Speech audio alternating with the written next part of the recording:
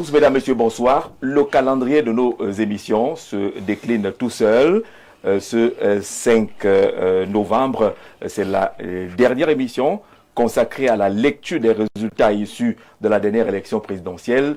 Demain, on analysera le discours programme que prononcera le président Paul Biya après la prestation de serment. Et après, comme on l'a promis, on entrera justement dans les attentes des Camerounais, les mesures à prendre, les sanctions également à décider si vous étiez à la place du président de la République. Avec nos invités ce soir, on prend les 53,66% réalisés par le président de la République.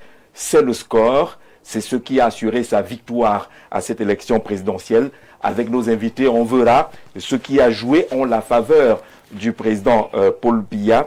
À qui doit-il finalement son score et où sa victoire? Vous comprendrez pourquoi on dit et où sa victoire et qu'on détache avec le score, parce qu'il y en a qui mettent toujours victoire entre guillemets jusqu'à présent, mais au moins le score, il est indiscutable, c'est bien 53,66%. Paul Biya doit ce score finalement à qui? Sa victoire à qui? À ses performances managériales, à la mise en œuvre de son programme décliné depuis 2018, à l'impact de sa formation politique, à l'adhésion du peuple camerounais, aux errements entre guillemets de l'opposition. Vous aurez à vous prononcer, vous également, à travers le numéro qui est affiché au bas de l'écran comme d'habitude, mais également à travers la plateforme Info TV Cameroun pour ceux qui nous suivent sur Facebook ou alors ceux qui suivent le Grand Soir sur YouTube. Bonsoir et bienvenue à tous et on accueille nos invités. Accueillons comme cela se doit Sa Majesté Léonard Fandia. Il est un directeur de publication de Les Visages d'Afrique, un visage qui était permanent à une certaine période sur les antennes d'Info TV, qui a quelque peu disparu. Majesté, bonsoir et bienvenue. Bonsoir Jean-Jacques, et c'est un plaisir réel pour moi de m'offrir l'occasion de renouer avec ce qui était ma maison, c'est-à-dire Info TV. Vous savez, il y a une décennie déjà, peut-être que j'étais pu passer par ici. Merci pour cette opportunité que tu m'offres. Et je suis effectivement heureux d'être là et de pouvoir mettre le pied dans la fourmilière. Alors, à quoi vont ressembler finalement les visages d'Afrique? Vous gardez la même formule ou il y a une approche nouvelle pour décliner justement votre offre médiatique, les visages d'Afrique? Nous restons surtout sur la même lancée, c'est-à-dire notre ligne éditoriale, c'est le combat. Nous sommes des combattants, des journalistes de combat pour le trône de la justice et de la vérité. C'est-à-dire que nous nous refusons de faire la politique d'autrui, c'est-à-dire mettre la tête dans le sable pour ne pas regarder la vérité en face. En d'autres termes, c'est axé vers une sorte de purisme pour dire la vérité en tout temps. Hein?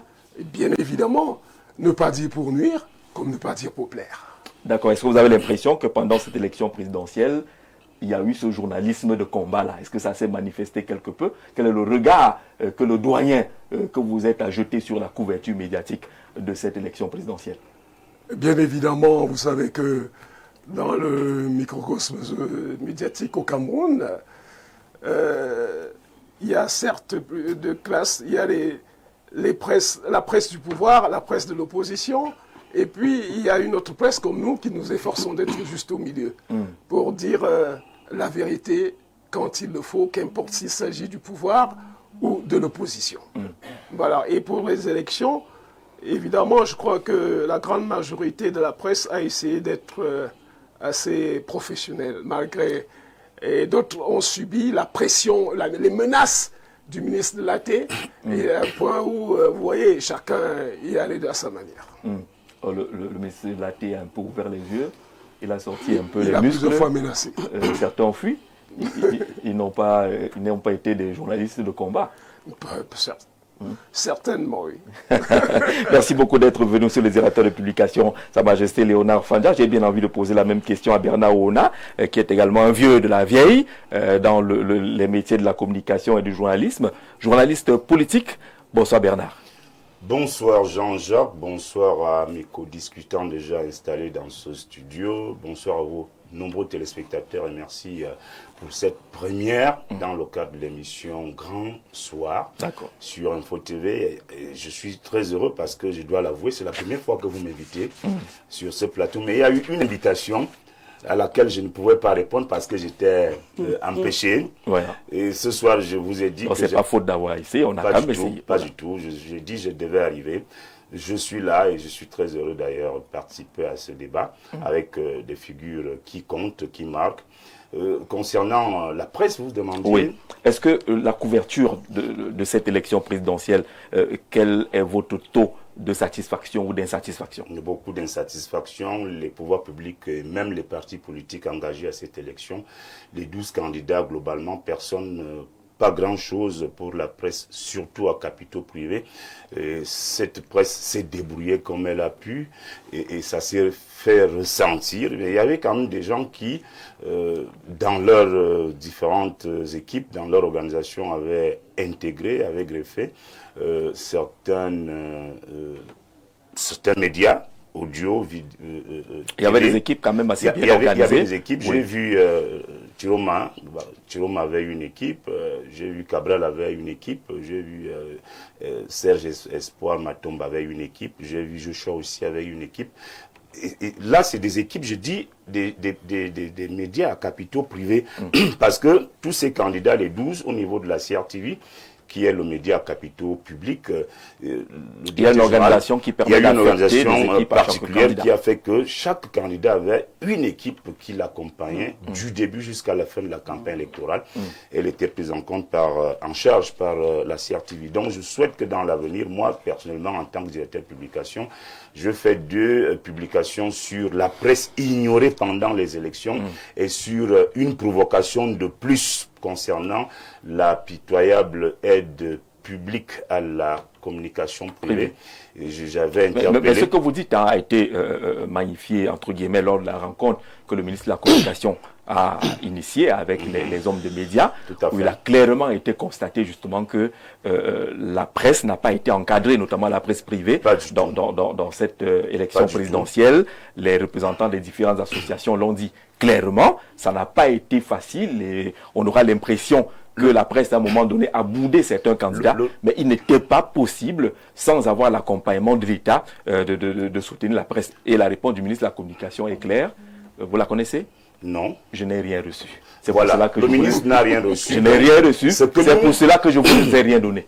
Jean-Jacques, ce que l'on doit faire, nous, de la presse, nous qui sommes des patrons d'entreprises de presse, ou ce qui en tient lieu, il est question, par exemple, la première action, c'est pas une défiance, c'est de refuser le machin de 100 millions que le gouvernement... Qu'on distribue à... Non, il faut une soixantaine de titres. Il faut refuser carrément ça, parce que ça ne couvre même pas les frais des dossiers que vous êtes appelés à concorder. Ça dit que vous avez près de 50 papiers à signer jusqu'aux impôts et autres. Pour avoir 300 000 Pour avoir 300 ou 400 000 francs CFA, c'est vraiment, c'est de l'injure, c'est insultant, c'est infantilisant.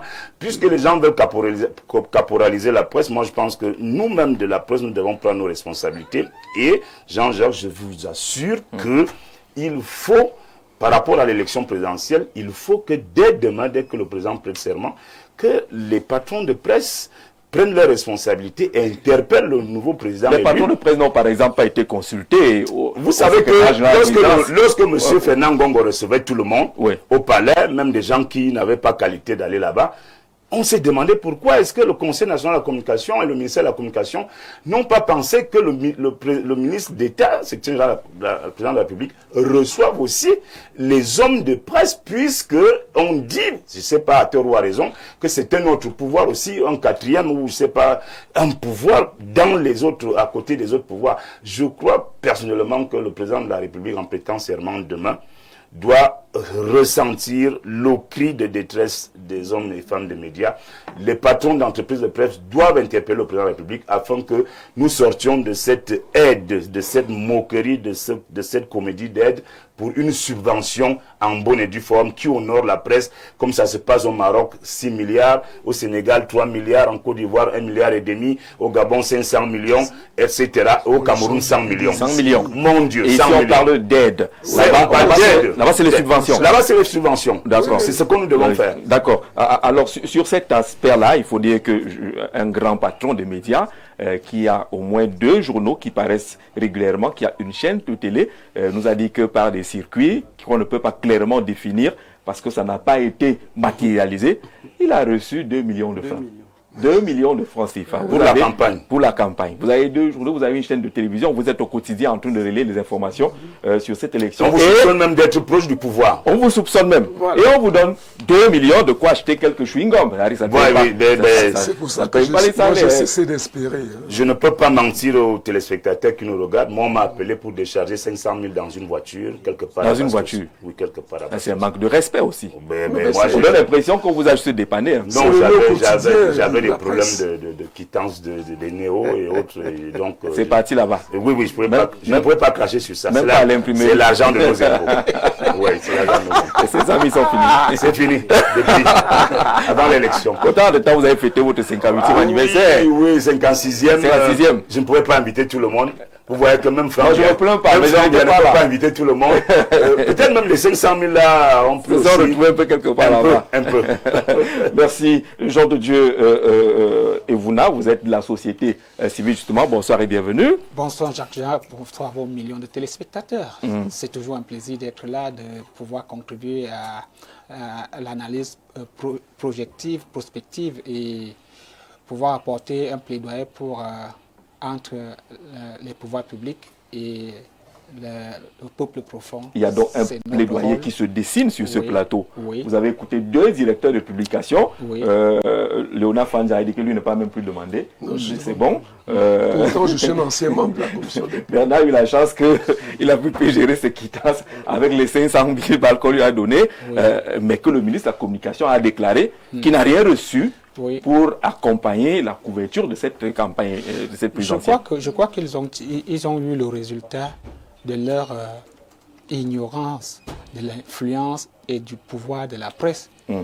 D'autant plus que ils ont d'autres qui ne sont pas de leur bord ont caporalisé les réseaux sociaux et une certaine presse pour véhiculer et les fake news et autres. Je crois qu'ils ne feront plus cette erreur stratégique de négliger ce pouvoir qui est aujourd'hui, au XXIe siècle, à l'ère des technologies.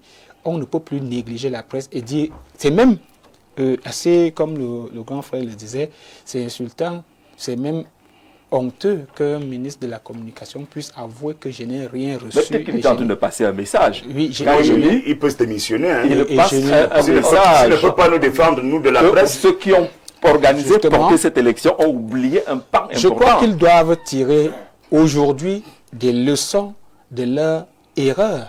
C'est pas la première fois. C'est pas la première fois. On dit ça depuis. Écoutez, peut-être les dernières fois, on n'était pas à 53,66%. Et qu'aujourd'hui, avec le score, comme c'est la thématique... De l'adversaire. De l'adversaire du président. Le score de l'adversaire. Qui est à prendre au sérieux. Oui, qui est à prendre au sérieux. Ils pourront tirer les conclusions et des leçons de ce qu'il n'est plus question de négliger un certain pan du pouvoir. Parce que la presse est un levier stratégique du pouvoir. Nous pouvons constater quelle est la place que les médias, les Occidentaux par exemple, et dans d'autres pays, des grandes puissances, on donne à la presse. On ne s'amuse pas. Carrément, les partis politiques, les hommes politiques prennent en otage la presse pour véhiculer leurs programmes politiques. Mais savoir qu'ici, nous faisons le bilan à l'entame de ce programme et nous avons 2 directeurs de publication qui disent que on parle de 2 millions, on parle de 500 millions, 500 000 francs, on parle de Sa Majesté qui dit qu'il ne demande même plus. Sérieux, il faut tirer des leçons, il faut faire quelque chose, il faut faire bouger les lignes parce que à tous les niveaux, il y a des cris, il y a des pleurs. C'est-à-dire que quand on fait venir une influenceuse, son billet d'avion et son séjour, c'est ce qu'on donne à la presse sur 5 ans. Avec son billet d'avion, bien entendu, un billet d'avion et un séjour dans les hôtels les plus capés et plus huppés, c'est ce qu'on donne à l'ensemble de la presse pendant au moins 5 ans. À l'ignorance de ceux qui nous gouvernent, c'est une certaine ignorance. Non, c'est pas l'ignorance. C'est pas l'ignorance. C'est délibéré. Tous ces gens savent à quoi sert la presse et quelle est la puissance de la presse. faut plaindre les journalistes qui, malgré ça, continuent à aller. Et puis les candidats à l'élection ne nous ont pas dit beaucoup de choses. Hein. Alors, on s'attendait à ce que dans leur programme, que les candidats nous disent que nous, on va... Personne n'a fait allusion à la presse. Non, pas mathématiquement personne. Il y a quand même... je sais ce que Cabral a promis. Je sais ce que... Docteur, c'est qu'il a promis. Oui. Puisqu'il est un ancien de la maison. Voilà, c'est fait. Donc, on attendait également que des choses sérieuses soient dites à la presse pour voir comment la condition peut être améliorée. Ce qu'on dit, ce n'est pas de donner l'argent pour qu'on aille couvrir seulement vos meetings. L'accompagnement médiatique pendant une élection présidentielle doit être pensé. Ce n'est pas en fonction de vos intérêts, ce n'est pas pour qu'on soit dans vos bagages, comme certains embarquent les journalistes dans leurs bagages et les font même, parfois même signer les motions de soutien. Ils se retrouvent là, ici, une fiche de présence ou d'émargement qui devient une motion de soutien. Le type est coincé, il voit son nom là-dedans, il ne sait pas pourquoi il avait signé. Non, ce n'est pas pour embarquer les journalistes. Docteur Boisbok, bonsoir.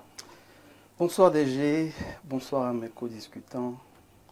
Ça fait du bien de revenir devant les caméras. Je fais un moment sans être là. Vous avez beaucoup manqué. Ah, c'est vous qui m'avez manqué parce que la période électorale a été une des périodes les plus belles de ma vie. Parce que c'était justement une période de rencontres, d'échanges, écouter les autres, partager. J'ai pu découvrir le Cameroun dans la diversité de son intelligence, mais aussi de son savoir-faire. Donc, pour plusieurs raisons, je me suis mis en retrait. Peut-être qu'on va brosser quelques points ici. On brossera juste, hein, parce que... brossera, non, il y a le grand repas qui va être servi. Vous êtes l'invité ce vendredi de À vous la parole. Très bien. Tout le monde veut vous écouter. Il se dit mille et une choses sur votre démission du FSNC. Donc on brossera juste. On brossera juste. Oui, le grand déballage. Ce sera pour vendredi. Mais pour parler du sujet d'entrée concernant les plaintes de la presse, l'élection est terminée. L'élection est terminée, c'est pour ça que... Maintenant, la presse se rend compte qu'elle a été le parent pauvre de cette élection. Non, je ne vais pas revenir sur les promesses qui ont été faites. Et je rejoins parfaitement Dr Evouna, qui parlait de l'absence de culture politique. Vous savez, en Afrique et notamment au Cameroun, on oublie que la culture politique, ce n'est pas que l'élection. Ce n'est pas que l'électeur, ce n'est pas que celui qu'on doit élire. C'est un ensemble de paramètres autour qui sont pris en compte, et vous l'avez dit, qui sont pensés, qui sont organisés et qui sont financés. Quand vous avez des campagnes électorales à l'étranger, vous avez des mécènes qui financent la presse. C'est-à-dire que le financement est pour le budget de la presse. C'est-à-dire que je l'ai un peu déploré dans cette dernière campagne, et moi je suis rentré en politique pour ne pas rater le rendez-vous du donner et du recevoir de la mondialisation. J'y suis, j'y reste. Ceux qui pensaient que j'allais rentrer en bourse, c'est fini. Je suis en politique et je vais aller jusqu'au bout. Et je suis venu d'abord pour apprendre, pour comprendre et maintenant continuer. La première absence, et c'est pour ça que la presse crie, parce que la culture politique n'a pas pris en compte des paramètres ultra importants. La presse, la sécurité et le petit personnel autour d'un candidat. On n'en parle pas, mais c'est des gens qui ont été lésés.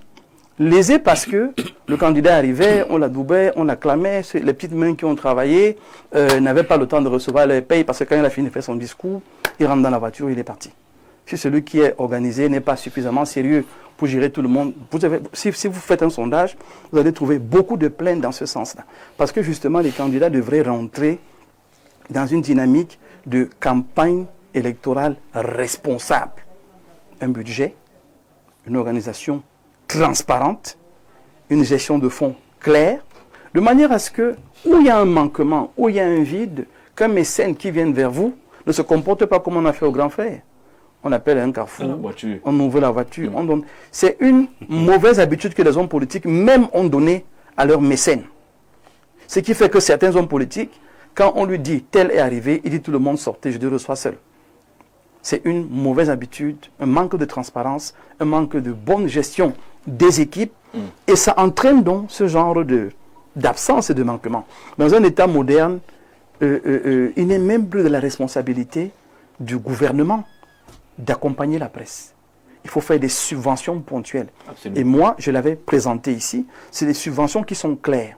À une presse, à une télé, on donne une structure, des infrastructures, du matériel et certaines facilités qui vous permettent d'exercer, même sur 2 ans, sans avoir une pression financière sur vous. Ça vous permet d'atterrir, de vous faire un nom et d'évoluer. Parce que vous participez à l'éducation sociale, à l'éducation de la nation et à l'information positive de la nation à l'international. Mais comme ce n'est pas vu comme un maillon essentiel de la communication, de la publicité de la nation, c'est donc négligé. Ce qui fait donc aujourd'hui, c'est à vous d'intercéder, vous de la presse, d'intercéder auprès des différents leaders politiques pour qu'ils intègrent ce volet d'une presse de gauche, d'une presse de droite, Absolument. mais qui a des financements de la gauche ou de la droite. Parce que tous les partis politiques ailleurs ont un financement pour la presse. Ailleurs. Mais chez nous, bizarrement, nos leaders se comportent toujours comme s'ils n'ont jamais eu 5 francs. C'est-à-dire qu'à chaque étape, on fait, c'est toujours un peu comme si c'est caché, tout est confus, tout est touffu. C'est des choses qu'il faut changer à l'avenir, qu'il faut corriger. Donc, pour sortir sur cette question, il y a une absence de culture politique qu'il faut intégrer aujourd'hui. Et ça commence par les hommes politiques, les acteurs politiques, qui doivent non seulement en parler, qui doivent l'expliquer et pouvoir amener les populations à comprendre que dans la gestion de la politique, il y a un appui que le militant apporte au parti, ça a un objectif, ça a une direction. Ça aussi, ça doit être dit. S'il n'y a pas une culture globale, le candidat se retrouve à une élection tout seul. Et il se met à chercher l'argent à gauche, à droite. Puis il est obligé de signer parfois des alliances iniques parce qu'il veut de l'argent. Et à la clé, tout le monde qui est autour de lui et qui transpire, qui mouille le maillot, qui paye le prix, n'a rien parce que lui-même, il a mis tous les calculs dans les petites entrées qu'il a pu avoir. Mais si c'était organisé de manière responsable, voilà les élections locales qui arrivent. Comment on s'organise? Et vous allez voir tous les partis politiques, y compris le RDPC. À un mois, c'est là qu'on va commencer à courir dans tous les sens, comme si on était surpris. Mais c'est des choses qu'il faut qu'on change, qu'on améliore et qu'on ajuste. Parce qu'en 2025, si dans un pays voisin, en 48 heures, on a le résultat d'une élection, ça veut dire qu'ils se sont assis, ils ont réfléchi, ils ont travaillé. Et nous devons aujourd'hui travailler donc à tirer les leçons de ce que nous avons vécu en 2025 en impliquant tous les acteurs. Qu'est-ce que les hommes politiques ont à dire comme expérience? Qu'est-ce que ceux qui ont travaillé autour d'eux ont donné comme expérience? Qu'est-ce que la presse a à dire? Qu'est-ce que tous les différents acteurs ont à dire sur cette question-là? Et je vous garantis que si on ne fait pas ce travail-là, demain, on aura les mêmes problèmes avec les mêmes conséquences. D'accord, justement, à partir de ce moment, on n'arrivera pas à des journalistes qui vont voir le ministre de la Communication pour dire pourquoi vous ne nous avez rien donné. Ce n'est pas le ministre de la Communication qui prend dans son budget ordinaire pour donner à l'occasion de la campagne électorale. Qui est l'un des derniers du le gouvernement. Un petit budget également. Un petit budget du gouvernement. Ce n'est pas un budget du député. Et là, vous me permettez de rapidement ouvrir une parenthèse. Ça se décide où ce budget? C'est à l'Assemblée nationale. Oui. Donc c'est vous qui devez également... Non, ça se décide à la présidence. Non, attendez. C'est à la présidence qu'on conçoit et c'est à l'Assemblée qu'on vote. Non, attendez. La décision... Attendez. On ne vote pas seulement à l'Assemblée. Au ministère de la Communication, il y a une réflexion qui se met sur pied. Oui. Sur le budget dans sa globalité. Tout à fait. On est d'accord? C'est là donc que les acteurs de la presse intègrent leurs besoins de 100 millions à 6 milliards, je dis n'importe quoi. On va donc à l'Assemblée nationale, on justifie la pertinence de ces 6 milliards. On ramène à la présidence pour information et pour justification. La présidence entérine ce qui a un sens et qui est validé par l'Assemblée nationale. Je veux vous appeler à interpeller les députés. Voilà encore une absence de culture politique. C'est qu'on prend les députés comme des figurants. Pourtant, c'est des gens avec qui il faut aller, qu'il faut rencontrer, tous les différents groupes, les enseignants. Quand je les vois se plaindre, ça m'étonne. Parce qu'ils oublient qu'il y a un endroit où ils doivent aller et c'est eux qui portent la voix pour eux. Redonnons de la valeur à nos députés. On aura moins de problèmes de cette nature. Question de culture, oui, Majesté. Je voudrais dire que j'ai quand même une vingtaine d'années de débat sur les plateaux. Mais je vous ai dit tout à l'heure que je ne compte même plus sur, je n'espère pas, parce que pendant plus de 20 ans, on a... Parce que vous donnez l'impression que vous comptez sur le ministère de la Communication ou sur l'aide publique à la communication, tel que c'est reversé. Oui. Peut-être qu'il faut aller voir le problème ailleurs. Ne vous découragez pas. Allons vers les députés, par exemple. Nous avons dit, on a tout exploré. On dit aux gens, écoutez, depuis 20 ans, on leur dit... Ailleurs, ces pays que vous appelez les petits pays parlent de subventions et en termes de milliards. En termes de milliards. Moi, on le dit, les gouvernants, ils savent ce qu'ils font. C'est la partie de cynisme, tout simplement.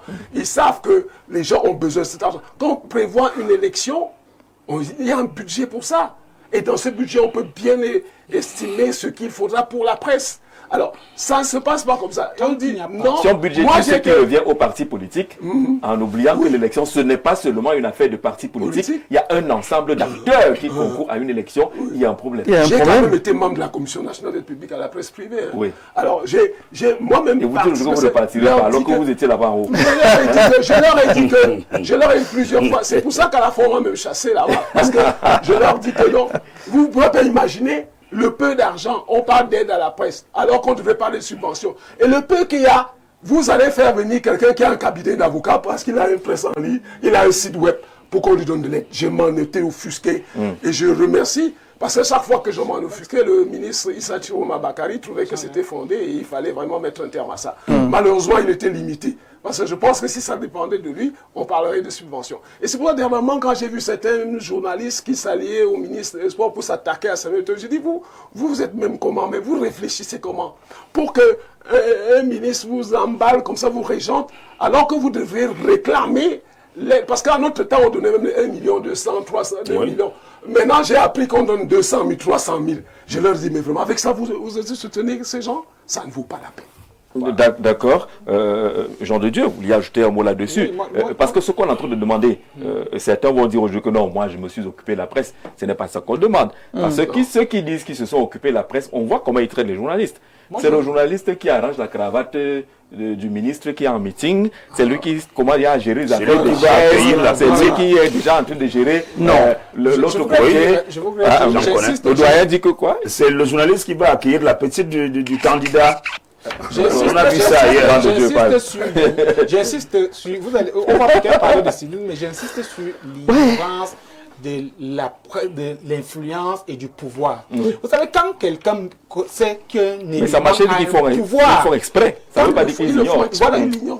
Parce que, dites-moi, ça veut donc dire qu'on a très peu de ministres qui sont des hommes politiques. Parce qu'un vrai homme politique connaît l'influence de la presse. Un seul passage pour une émission d'1 heure, un homme politique ne blague pas avec. Ça veut dire qu'on a très peu d'hommes politiques, même des députés, qui sont très peu qui ont la culture et l'étoffe de leaders politiques. Parce qu'un leader politique ne blague pas avec la communication. Il sait qu'on parle dans ce studio et aux États-Unis, on nous regarde, on nous écoute. Il vend son image. Et c'est même là où on investit plus. Il faut voir à quel... C'est pour ça qu'il y a des levées de fonds dans des partis politiques sérieux. Dans la période électorale, moi j'insiste, il y a un problème non seulement de culture, mais d'ignorance de la culture. Non, c'est le cynisme parce que quand ils prennent la presse étrangère, ils donnent de la considération à la presse étrangère. Contrairement à ce que je voulais dire. Je voulais dire deux choses avec la permission de Jean-Jacques. Allons-y, on est en train de sortir de cette mise en bouche qui paraît violente. Je ne saurais sortir de cette mise en bouche sans faire allusion à la démission du docteur Mbok. Ça, vraiment, vous allez souffrir que je dise un mot dessus. Mais sans transition. Oui, sans transition. Permettez qu'on mette rapidement une transition en termes de relance. Oui. Vous allez parler de cela. On n'a pas envie que le docteur Mbok grille tout ce qu'il va nous dire à la prochaine élection. Je suis d'accord. Mais je ne lui pose pas de questions, je fais une observation. Voilà. Je fais une observation parce que le lundi 13 octobre, au lendemain de l'élection présidentielle, j'ai partagé le plateau d'Espace Miné avec le docteur Mbok. Ici, présent, je lui disais ce jour-là que c'était pas bien le ton que M. Chiroma avait, que ce n'était pas bon l'attitude d'Anissé Ekane et Ndjekam Tchameni. Oui. J'avais d'ailleurs dit qu'ils allaient être arrêtés, ils ont été arrêtés parce que nous ne sommes pas dans une république bananière. Et je disais au docteur Mbok que vous-même vous allez nous retrouver dans la voie de la lucidité.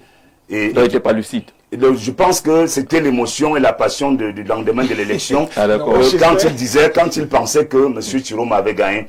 Je voudrais le féliciter parce que j'ai même dit ce jour-là, je l'ai répété il y a 2 jours, que M. Chiroma aurait dû prendre la parole depuis pour éviter ce que nous vivons, enfin ce que certains Camerounais endurent depuis quelques jours. Et je pense qu'il faut des gens courageux comme ça qui peuvent reconnaître qu'à un moment donné, j'ai servi Et puis j'ai vu que ce n'était plus ce que je croyais servir. Il vaut mieux que je parte pour que... Mais vous entrez dans ce qu'il n'a pas dit. Non, moi j'ai lu son communiqué. J'ai lu son communiqué. J'ai bien lu son communiqué. Je ne veux pas m'appesantir dessus. Je voulais seulement lui dire bravo parce que nous étions ensemble ici sur ce plateau le 13 octobre. Je lui disais que nous pouvons arranger ce pays, nous pouvons faire changer ce pays autrement. Parce que vous avez pris ce qu'il a dit pour parole d'évangile. Non, je ne prends pas pour parole d'évangile. C'est déjà un grand pas. Il a fait un gros bond, c'est-à-dire partir d'une position qu'il avait déjà et dire que non, je regrette, je ne pensais pas que c'est comme ça que ça devait être, moi je ne suis plus dans ce fonctionnement-là. Parce que ce qui se passe aujourd'hui au Cameroun, les gens pleurent à partir depuis l'arrière-pays, hein. Les gens n'ont pas la capacité d'acheter la viande à Yaoundé maintenant et à Douala, les gens n'ont pas la capacité d'acheter la tomate pour faire du riz sauté. D'accord. Parce que on a compris ce que trois machines sont déjà à 500. Bernard, on a compris ce que vous êtes en train de vouloir exprimer. Le docteur aura l'occasion de tout nous dire. Je suis dans d'accord. 48 heures seulement. Il nous dira tout. Et moi, j'ai la faiblesse, hein, je veux le reconnaître ici, d'avoir fait une émission ce matin à la radio où nous avons félicité le docteur Mbok parce que des communicants que nous on a vu défiler sur les plateaux de radio, on était obligés, c'était un plateau de communicateurs et de journalistes, de tirer un coup de chapeau au docteur Moïse Mbok, qui a tenu d'abord physiquement, athlétiquement, il fallait être sur tous les plateaux entre Douala et Yaoundé. Maintenant, l'attitude, l'épaisseur, dans le raisonnement, même quand il recevait des balles comme vous venez d'envoyer là, il est resté zen, il amortissait. Des balles blanches. Mais les balles blanches sont aussi. Il amortissait et puis il est resté focus sur ce qu'il était venu dire, ce qu'il était venu faire. Vraiment, je dirais que je connais le docteur Mbok. Il a toujours eu une posture républicaine. Je savais qu'il était dans un jeu politique. Et si... Vous avez vos conclusions. Non. Moi, je le dis, je le connais. Il a toujours eu une posture républicaine. N'allez pas à la conclusion. C'est pas la conclusion. Écoutez, quand nous ne nous connaissons pas ici. Il a toujours eu un jeu politique, c'est que le gars peut être à 13 ans. C'est pas ça. Écoutez, il était de tout cœur dans ce qu'il faisait. À fond, dans une logique républicaine. C'est dans une logique républicaine. Mais dès lors que la ligne rouge a été traversée, je me suis réservé de l'appeler, lui demander qu'est-ce que tu penses. Et j'attendais ces silences qui ont commencé à parler. Il y a des silences qui parlent. D'accord. Ben, alors, vraiment, si vous permettez, moi je voudrais d'abord rapidement dire ici que je n'ai aucun problème personnel avec le président Tiroma. De un, d'accord. De un, aucun problème personnel. On a eu, et je l'ai dit dans ma correspondance, un différend idéologique. Et dans ce différend idéologique, nous en avons parlé. Et il est le président de ce parti. Il est en droit de nommer un porte-parole et de l'enlever. Il ne faut pas que les gens essayent de voir autre chose. C'est son droit. Et également, en tant que militant, c'est mon droit aussi de dire que je ne suis pas d'accord avec ceci. Et puis on trouve un terrain d'entente, on évolue. Maintenant, je l'ai dit d'entrée, je suis venu en politique pour apporter la pierre à l'édifice. Apprendre d'abord. Apprendre et apporter la pierre. Et aujourd'hui, je crois à la communication, c'est pour ça que je suis là. Je crois à la communication et on m'a envoyé beaucoup de messages, je ne suis même pas allé sur Facebook, on m'a envoyé beaucoup de messages pour dire il paraît que le gouvernement t'a acheté, il paraît que tu as retourné la veste, il paraît. Je dis simplement qu'il faut d'abord lire la lettre que j'ai écrite au président Tiroma, ça c'est la première chose. La deuxième chose, il faut rappeler que nous sommes dans un état de droit et dans tous les partis politiques, il y a les libéraux, il y a les modérés, il y a les extrémistes. Si dans un parti, on peut se parler dans ces différences-là et qu'on reste ensemble, tant mieux. Mais le patron d'un parti peut estimer qu'il n'a pas besoin de libéraux ou de progressistes ou même d'extrémistes. Il peut décider. Le parti donc, Bénard, voilà. Nous sommes dans un cas de figure aujourd'hui où je voudrais simplement rassurer les Camerounais que je suis parti en toute âme et conscience, n'ayant jamais été mis de côté, comme je vois les gens essayer de dire. Mais on aura des questions à vous poser. N'ayant jamais... Non, il n'y a pas de souci. N'ayant jamais été approché par le gouvernement, je suis quelqu'un de sérieux et de sincère. Et quand je fais quelque chose, je crois à ce que je fais. Et c'est ce que j'avais reconnu en le président Tiroma. Quelqu'un qui est jusqu'au boutiste. Et c'est là, déjà, notre premier point de départ. C'est quelqu'un qui est dynamique, qui sait où il va et qui se donne tous les moyens pour y arriver. Donc, on s'est rencontrés sur ce point-là. Et je suis resté républicain. Et je vais continuer de l'être. Ça n'a rien à voir avec l'homme Tiroma, rien à voir avec le FSNC. On est tenté de poser voilà, question. Je vois des gens parler de tribus, de ci, de ça, et je vais sortir en répondant au grand frère Fanja que quand je donnais ma position à mon président, je lui ai fait en lettres privées. Et il a décidé d'en faire une affaire officielle. Fin de citation. Voilà un bon départ pour l'émission qui arrive. Bernard, je voulais vous inviter à ce débat-là, mais c'est l'entretien. C'est l'entretien. C'est un problème. L'opportunité de décider maintenant. Ça veut dire que vous ne m'avez pas suivi. Majesté. Vous n'avez pas suivi ce que j'ai dit. J'ai compris. On retient ça comme question à poser vendredi. C'est noté. C'est noté. Bonsoir, ce soir devenu grand, où je retrouve mon ancien et ancêtre Fanja. Je n'oublie pas les autres. Quand l'autonomie au sein du 4e pouvoir n'existe pas, parce que muselé comme les autres, le pouvoir législatif, judiciaire, pas l'exécutif, où c'est là où donne à celui qui danse à leur mélodie politico-musicale. Quelle manière que de ridiculiser ces grands hommes participant à l'information, l'édification, le divertissement. Merci Max Octoma pour cette vision. On va sortir de ce sujet de mise en bouche là, en rappelant justement pour qu'on nous comprenne pas mal que on nous dit souvent que le cabinet civil donne l'argent à la presse, mais non, c'est pas son rôle. Une fois qu'on se retrouve dans les couloirs de cette nature-là, on ne va pas régler le problème. Très bien. Parce que si vous n'avez pas le réseau, excellent. Si vous n'avez pas le réseau pour entrer au cabinet civil, vous êtes mort malgré le travail que vous faites au quotidien. Les télévisions ont produit des émissions, des reportages tous les jours pendant toute la période préélectorale, la période de campagne électorale, mais maintenant, si vous n'avez pas le code, il faut donc pas que le pays fonctionne avec des codes, des amis de tels qui peuvent entrer dans tel couloir. Ça doit être une subvention, ça doit être programmé. Comme on a prévu programmer les partis politiques, la société civile, les médias et autres, tout cela doit être pensé avant pour qu'on ne nous fasse pas courir, rattraper les voitures au carrefour quelque part. C'est clair. Mais c'est la décharge qui compte. Vous décaissez un peu. Quelle est la destination de la décharge? Quelle est la destination de la décharge? Est-ce que vous avez lu l'entête? L'entête, c'est quoi? Il n'y avait pas d'entête. On m'a dit que quelqu'un m'a demandé de décharger cet argent. L'entête affichée. C'est pas l'entête qui compte. Voilà, en prison comme ça. Parce que l'entête là peut être autre chose et il y a votre signature qui est restée. On est sérieux. Je pense que l'espoir reste entier. Il suffit simplement de changer l'architecture de la gestion de la presse et de lui accorder tout l'accompagnement qu'il faut. Et je pense que c'est même ce que le ministre Rome avait fait en son temps, avec les ouvertures qu'il avait faites, la carte de presse, qui devait avoir un contenu qui n'a justement pas été suivi. Il devait toujours attendre du cabinet. Voilà, parce que, quand il y avait un point de presse, il fallait attendre du cabinet. Non, à ce niveau, même déjà au niveau de la carte de presse, on devrait mener une négociation nationale qui donne des facilités aux hommes de médias. Au niveau du transport, au niveau de l'hébergement, au niveau de la santé. C'est des négociations qui peuvent se faire. Bon, c'est pour ça que je dis, c'est déjà une base. On peut s'appuyer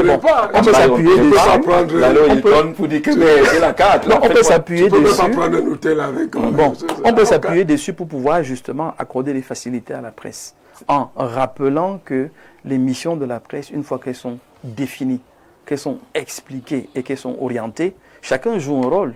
Et il y a donc, c'est là que l'Observatoire des médias au MINCOM devrait servir. Parce que vous observez quoi? Un travail qui a été fixé. Qu'est-ce qui a été fixé? S'il n'y a donc pas un travail qui a été fixé et que si les normes ne sont pas respectées, on observe donc quoi? Donc il faut également densifier l'Observatoire des médias qui permettra non seulement de permettre aux médias d'avoir une feuille de route, d'avoir un accompagnement, mais ces différents hôtels. Vous voyez, on fait des exonérations de taxes à gauche et à droite. Ça devait servir à ça.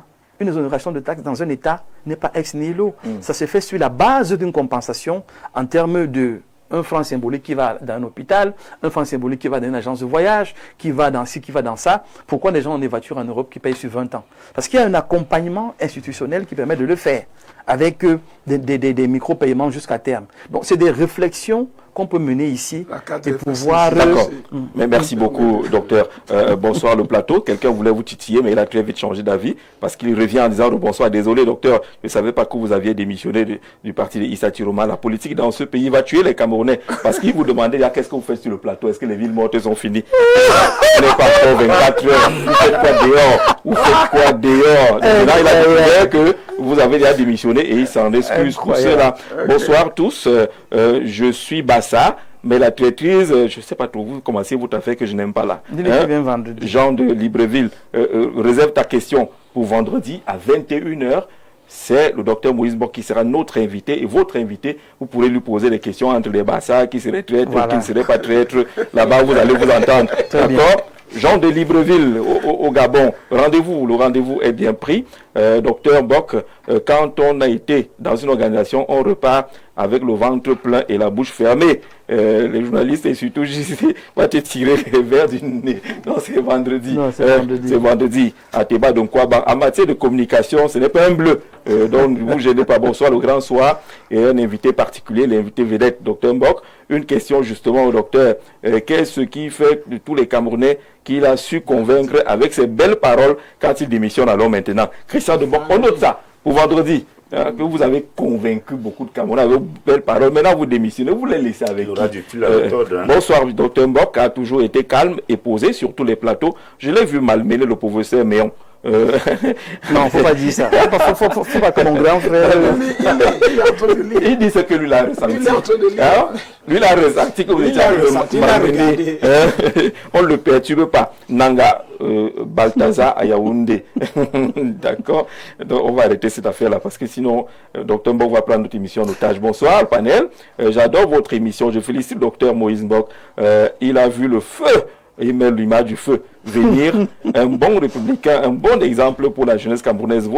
C'est Yves depuis Fumban. Alors, entrons dans la thématique de cette émission. Vraiment, les messages pour Dr Mbok, là, je vais les garder et conserver pour qu'on fasse une très bonne émission dans 48 heures vendredi à 21h sur Info TV. À ne pas manquer. Sa Majesté Léonard Fandja, le président Paul Biya, vainqueur de cette élection, avec 53,66% de suffrage. Si on vous pose la question comme elle est formulée, à qui doit-il ce score et où cette victoire? Bon, vous voyez, vous savez, on a annoncé l'élection présidentielle, on l'a organisée, on a vu tous, chaque candidat battre campagne. Nous avons été sur le terrain. Et puis, nous avons vécu l'élection en elle-même, les décomptes des voix et tout ceci parce que moi j'ai été sur le terrain, j'ai coordonné le lycée de la Cité avec 18 bureaux de vote avec le collège bilingue catholique Sacré-Cœur de Mokolo.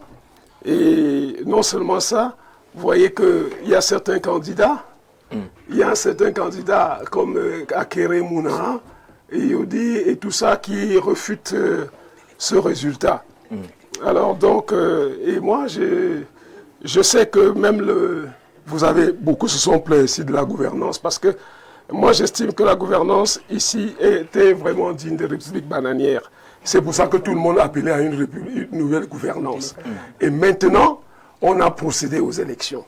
Alors, dès lors que l'ensemble des candidats, une bonne frange des candidats et certains autres ayant pris connaissance des résultats sur le terrain dans les bureaux de vote, ayant vécu les scènes, les vidéos sur lesquelles on surprenait les membres de l'ECAM en train de falsifier les bulletins, les PV des élections, il va sans dire qu'il y a eu deux résultats. Il y a le résultat réel et le résultat Comment est-ce qu'on détermine un résultat réel? C'est sur la base de... Non, même les vidéos, parce que vous savez que... Vous êtes directeur de publication et vous êtes journaliste. Oui, bien sûr, bien sûr. Mais ça veut dire que j'ai dit, un journaliste qui ne se laisse pas raconter, qui est là pour dire la vérité. La vérité, c'est sur une vidéo. Non, pas sur... Il y a les vidéos aussi, il y a les vidéos. Il n'y a pas que ça. Il y a les PV, puisque nous avons les PV. Et vous les avez? Oui, on a vu tout ça. À la maison? Tout ça, pas à la maison, on a vécu tout ça. On peut vous dire qu'au niveau communal, voici le résultat, avant que ça aille au niveau départemental. Vous savez qu'il y a eu plusieurs personnes qu'on a surpris en flagrant délit de falsification des PV et ayant donc... Et ces personnes sont où? Non, il y a des ONG, il y a des ONG qui ont... Si Il y a des ONG qui ont... Mais puis, tous ceux qu'on a supprimés, moi je connais les gens qu'on a supprimés, on a chassé les gens. Je vous ai dit que j'étais à la cité avec 18 bureaux de vote. On a chassé certains gars quand je suis parti. Quand je reviens, sur ma page Facebook, vous verrez l'interview de ce garçon qui a plus de près d'1 million de vues. Parce qu'il a expliqué comment ça s'est passé. Et tout ça, on sait pourquoi on les mettait dehors. Et c'était pour bourrer les urnes. Et à la fin, malgré ça, Issa Tchouma a gagné dans toutes les salles. Et il va de soi que... bien. Et donc, maintenant, pour répondre clairement à la question, vous pensez que les 53,66% de Paul Biya, c'est le résultat de la fraude, c'est ça? Il est droit à la fraude. Le résultat voulu par le Conseil constitutionnel. C'est pour ça que le président Issa Tchouma dit que lui, il est élu et l'autre président est nommé par le Conseil constitutionnel. Et ça, vous croyez à Issa Tchouma Bakary? Ah oui, bien sûr, parce que c'est un homme que je connais. Vous avez cru Je connais Issa Tchouma comme un homme. En 2018? Non, moi, je n'étais pas avec Maurice Kamto. Vous ne l'avez pas cru? Non, parce que vous n'étiez pas son soutien. Non, je ne sais pas son soutien. Mais il dit la même chose que Issa Tchouma. Oui, mais sauf que dans le cas d'Issa Tchouma, je n'ai pas côtoyé Maurice Kamto. Par contre, j'ai côtoyé Issa Tchouma. C'est un monsieur humble, humaniste, vraiment rigoureux aussi. Et quand il se permet de dire certaines choses, nous qui l'avons connu, on le prend très au sérieux. Et vous êtes sérieux? Voilà. D'accord, merci beaucoup. Bernard, oui. Sur la question et sur l'argumentaire déployé par Léonard Fandjak, je suis sûr que vous ne pouvez pas laisser ça passer. Non, je voudrais déjà dire à Léonard, mon très cher aîné, que je suis très déçu de sa posture. Il dit des choses qui sont assez invraisemblables. Demain, c'est le 6 novembre, c'est la prestation de serment du président élu, proclamé, élu par le Conseil constitutionnel. C'est la fin d'un processus, Jean-Jacques Zé. Bon, j'ai affaire à un confrère, à un directeur de publication. Il raconte des choses qu'il aurait captées dans les réseaux sociaux, des vidéos. J'étais sur le terrain. Je voudrais quand même ici dire que les personnes qui sont détenues, incarcérées pour l'instant, sont des personnes qui portaient sur elles des procès-verbaux fabriqués par une officine créée par M. Tiroma. Ces gens sont détenus dans les cellules de la gendarmerie nationale. Donc ce n'est même plus là le débat. Moi je voudrais non, c'est pas vrai ça. Donc on analyse objectivement les résultats. Non, est-ce que c'est là? Quittons l'organisation de l'élection. On a longuement épilogué dessus. Moi je pense que maintenant votre thématique est simple là. Moi, qu'est-ce que je vois? Je vois à qui doit-il son score et ou sa victoire, Paul Biya? À qui doit-il? Le président Biya doit son score aux Camerounais, aux compatriotes qui ont pensé librement exercer leurs droits civiques en allant le voter le 12 octobre, ce qui lui a donné le score de 53,66% qu'il a obtenu. Le président Biya doit sa victoire aux Camerounais sérieux, aux Camerounais épris de paix, qui n'ont pas voulu prendre des risques de faire un bond dans le vide. Quand c'est Paul Biya, c'est la paix. Quand c'est Paul Biya, c'est la maturité, c'est l'expérience, c'est la garantie de quelque chose qui peut nous permettre... Non, ce n'est pas des slogans creux. Vous savez que moi, personnellement, je suis plus critique que tout le monde par rapport à... Quand je parle du RDPC, mais je dis qu'il était difficile. Vous voyez, aujourd'hui, il y a des Camerounais qui peinent, il y a des Camerounais qui suffoquent parce que d'autres Camerounais qui ont mangé dans cette même république, sur la table avec le président Biya, ont décidé de faire souffrir d'autres Camerounais en leur imposant quelque chose qu'on appelle ville morte. Est-ce que c'est normal, Jean-Jacques Zé? Nous sommes sortis de l'élection, chacun sait ce qui s'est passé. Évidemment qu'aujourd'hui, si on me demandait qui a gagné, moi je vais dire que je sais que c'est le président Biya qui a gagné, parce que je suis républicain, parce que j'ai vu le processus de la commune jusqu'au département en passant par la Commission nationale de recensement des votes. Et maintenant, tout cela compilé, le Conseil constitutionnel est venu, a pris le contentieux post-électoral, a décidé et proclamé que le président Biya a été élu sur la base des données que celui-ci, le Conseil constitutionnel, a reçu des autres entités qui ont traité des résultats de l'élection présidentielle. Donc aujourd'hui, le président Biya doit son score, doit sa victoire aux Camerounais qui sont capables aujourd'hui de dire que on a été prudent. de donner encore de donner encore la chance à quelqu'un que nous connaissons, que nous maîtrisons. Bien que nous lui réclamons beaucoup de choses. Bien sûr qu'on réclame au président beaucoup de choses. Les Camerounais lui réclament beaucoup de choses que je ne peux pas égrener ici, que tout le monde sait, les routes, les hôpitaux, le niveau de vie, le chômage, le courant, etc. Les gens réclament beaucoup de choses au président. Mais quand les Camerounais vont voter face à leur destin, ils disent que mais il vaut mieux le président qu'on connaît que les apprentis sorciers qui vont nous entraîner quelque part où on ne pourra plus se relever. La preuve, quand vous avez aimé le Cameroun, quand vous avez géré le Cameroun, quand vous avez participé à la gestion de ce Cameroun, quand vous êtes comptable de la gestion du Cameroun, est-ce qu'on peut vous faire, on peut vous accorder, accepter de dire qu'on aille dans les villes mortes ou qu'on paralyse tout un pays? D'accord, on va avancer sur cette question, l'agent de Dieu Evuna. Il doit son score et ou sa victoire à qui? Vous préférez parler de score ou de victoire? Je vais parler de la victoire. De la victoire. Et du score. Le chef de l'État réélu doit sa victoire d'abord à son leadership influent et son leadership consciencieux. Je vais m'expliquer. Il y a un haut cadre de ce parti et en même temps chef traditionnel du MBAM qui a dit que cette élection n'était pas pour convoquer des questions de route, d'eau et autres, mais c'était la ruse de l'esquive intelligente. Ça veut dire que les enjeux de l'élection pour le chef de l'État étaient ailleurs. Conscient de ce qu'il y avait une forte colère du peuple, parce qu'il faut le souligner, je crois que pendant la période post-électorale, nous avons constaté que par son leadership influent, il a convoqué l'élite traditionnelle, l'élite politique, les élites religieuses et tout ce que nous avons vu pour poser certainement les raisons pour lesquelles il voudrait aller à cette élection. Et ça a servi à quoi? Vous pensez que cette élite-là, ces gens qui ont été convoqués, l'ont aidé au regard de ce qui se passe aujourd'hui? Ils lui ont dit quand même, vas-y, résultat des courses, il a le plus mauvais score jamais réalisé depuis 92. C'est pour cela que je parle de leadership influent. Ouais. C'est-à-dire ce leadership influent est fondé sur les hommes, et pas n'importe quel homme.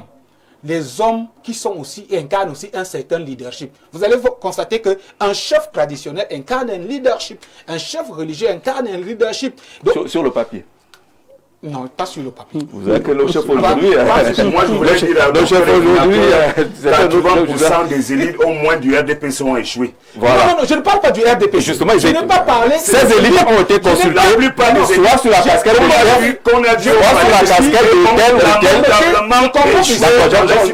Merci Bernard pour cette précision. Je ne parle pas. Jean de Dieu, ce qu'il veut signifier, c'est que vous ne parlez peut-être pas directement du RDPC. Je ne parle pas mais sachez que le RDPC a été consulté là-bas. Oui, le RDPC a été consulté. Justement, et Bernard dit que le RDPC a été consulté. Oui. Ça ne veut pas dire que tous ceux qui ont été. C'est ce qu'il dit. À 80%. Écoutez, ça ne veut pas dire que tous ceux qui ont été ont joué forcément un jeu.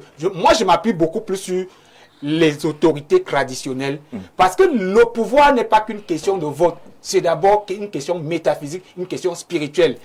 Et il faut consulter ceux qui sont garants de ces choses-là. Et qui les a consultés?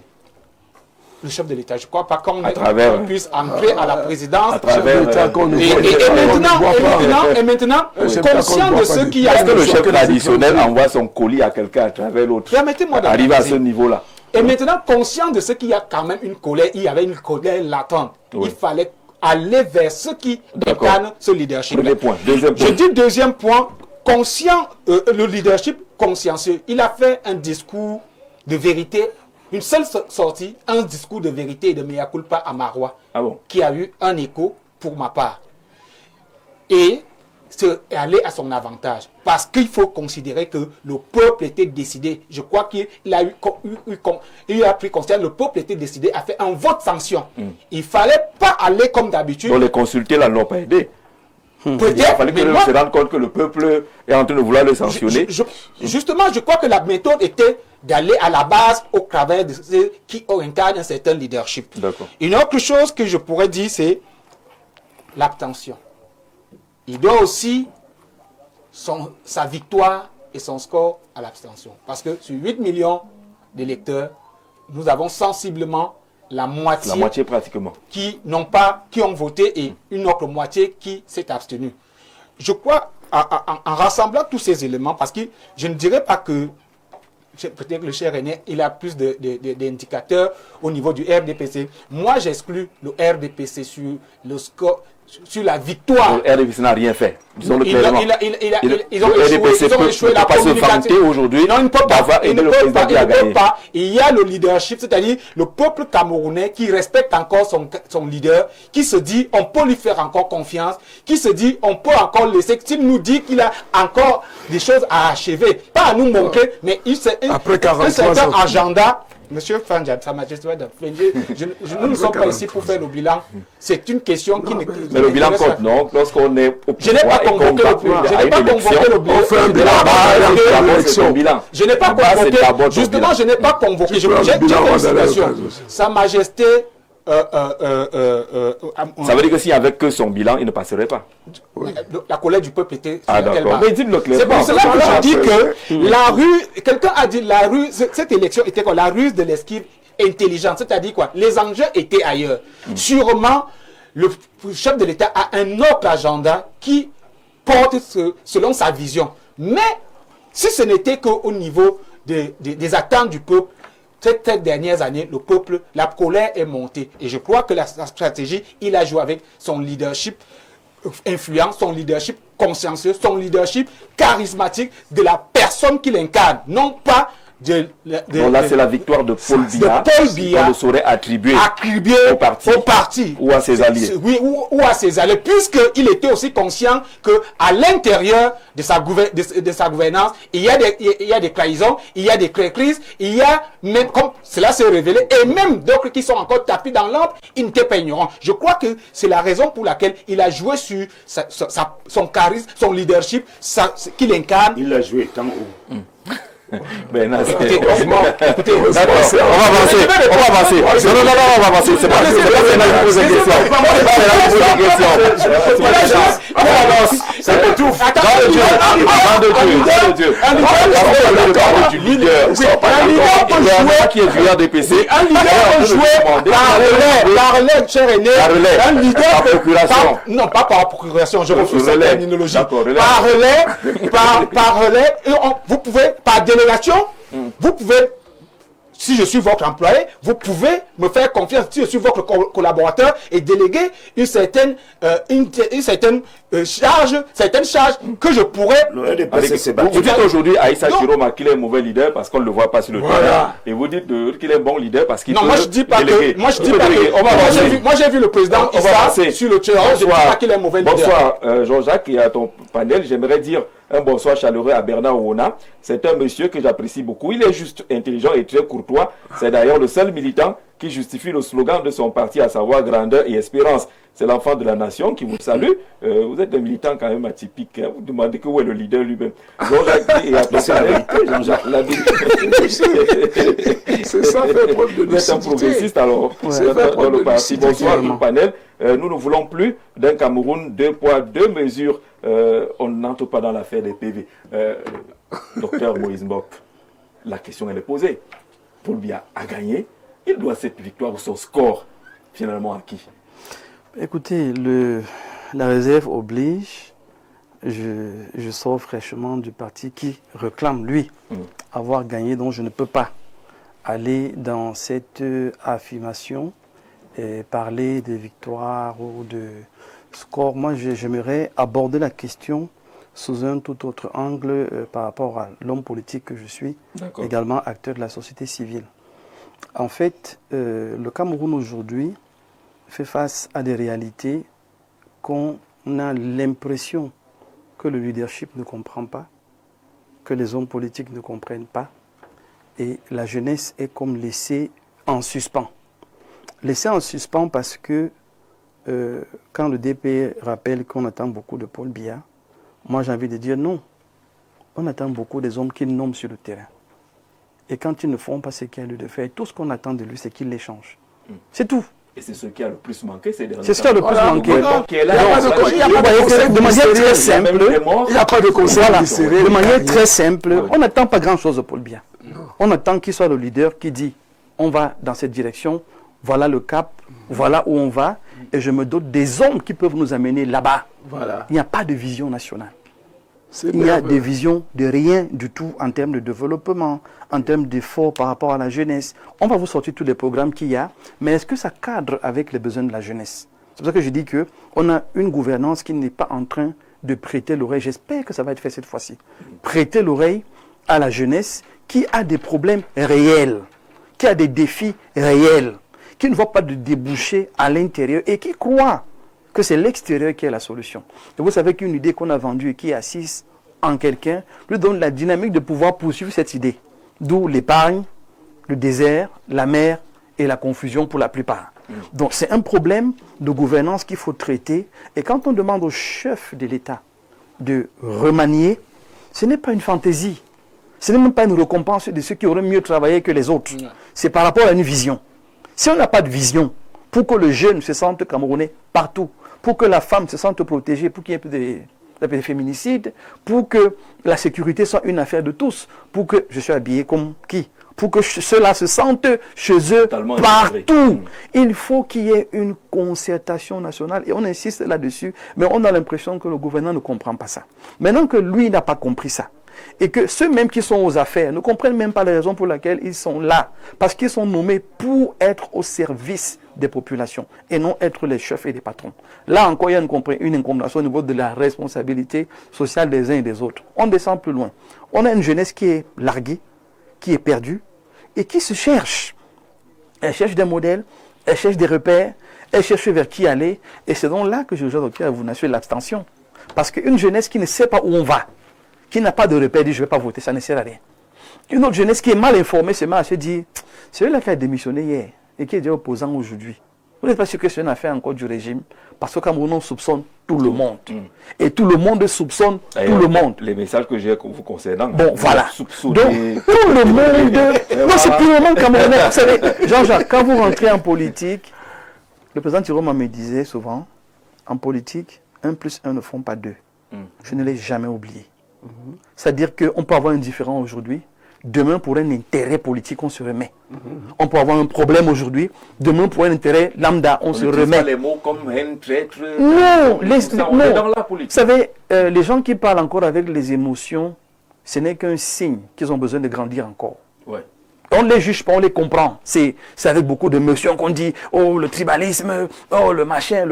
Et pendant la campagne, je reconnais que j'ai usé de beaucoup d'émotions aussi. Quand il fallait parler du RDPC par exemple, et de ces incompréhensions que je peux décrire calmement aujourd'hui, parce que je voulais... impose la manœuvre. Aussi. Ouais. Donc il faut rappeler que les problèmes du Cameroun doivent être traités par les Camerounais. Et aujourd'hui, nous sommes dans une nouvelle dynamique. Les jeunes retrouvent le repère comment? Les femmes retrouvent le repère comment? Les hommes politiques rendent compte à qui? À quoi nous sert le Sénat? À quoi nous sert l'Assemblée nationale? À quoi nous sert un chef de l'État? Si on ne s'est pas entendu sur cette question-là, et s'il n'y a pas un suivi, tous les différents corps sociaux vont subir les conséquences que nous décrivons par exemple pour la presse.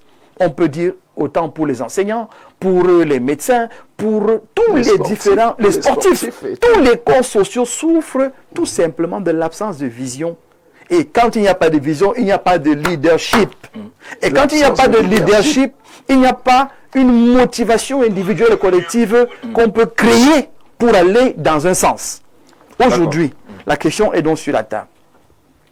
Ceux qui pensent que lui, il a gagné, ce n'est pas ça qui m'intéresse. Ceux qui pensent qu'il a perdu, ce n'est pas ça qui m'intéresse. C'est le Cameroun qui m'intéresse aujourd'hui. Est-ce que celui qui va diriger le Cameroun a même compris la grogne sociale, a même compris le vote sanction, a même compris pourquoi un candidat qui vient juste 2 mois et est adoubé et fait un score incroyable? Est-ce que nous sommes en train de comprendre la nouvelle dynamique du Cameroun? Jean-Jacques, si ça, ce n'est pas compris, vous allez voir qu'après la prestation de serment, on va prendre les mêmes, on recommence. parce qu'on n'aura pas compris ce qui se passe. On va se plaindre, on va crier, on va pleurer, on n'aura pas compris ce qui se passe. C'est vraiment un cri de cœur, c'est une supplication. Oui, quand ça appelle, passe... Merci docteur, ça appelle fondamentalement à l'analyse de ce score ou de ce résultat. C'est l'exercice qu'on est en train de faire. Pour le bien, si on s'arrête, on a gagné, on a perdu, il y a eu un mauvais PV et un bon PV. On n'aura pas résolu le problème, effectivement. Le problème. Très bien. Maître Simon Andy, bonsoir. Bonsoir Jean-Jacques, merci pour l'invitation ce soir, une fois de plus. Merci de représenter dignement la Chambre des experts criminels sur ce plateau. Vous en êtes d'ailleurs le président. Non, le secrétaire général. Le secrétaire général, d'accord. Que le président nous en excuse, c'est un peu compliqué ces choses-là. On parle de cette élection présidentielle, on entre directement avec la question qui est posée. La lecture qui devrait être faite au sortir des urnes, Paul Biya a gagné avec un sport qui est connu, mais on doit pouvoir interroger ce score-là pour savoir à qui le doit et quelles sont les leçons à tenir. Ce n'est pas un mauvais exercice qu'on fait. Effectivement, c'est un exercice très sérieux et très important pour la vie de la nation. Vous savez, je suis quand même surpris qu'à pareil moment, nous soyons encore en train de pinailler sur des histoires concernant l'élection présidentielle. Pourtant, nous devions être en train de tirer les conséquences et prendre des leçons afin de préparer l'avenir.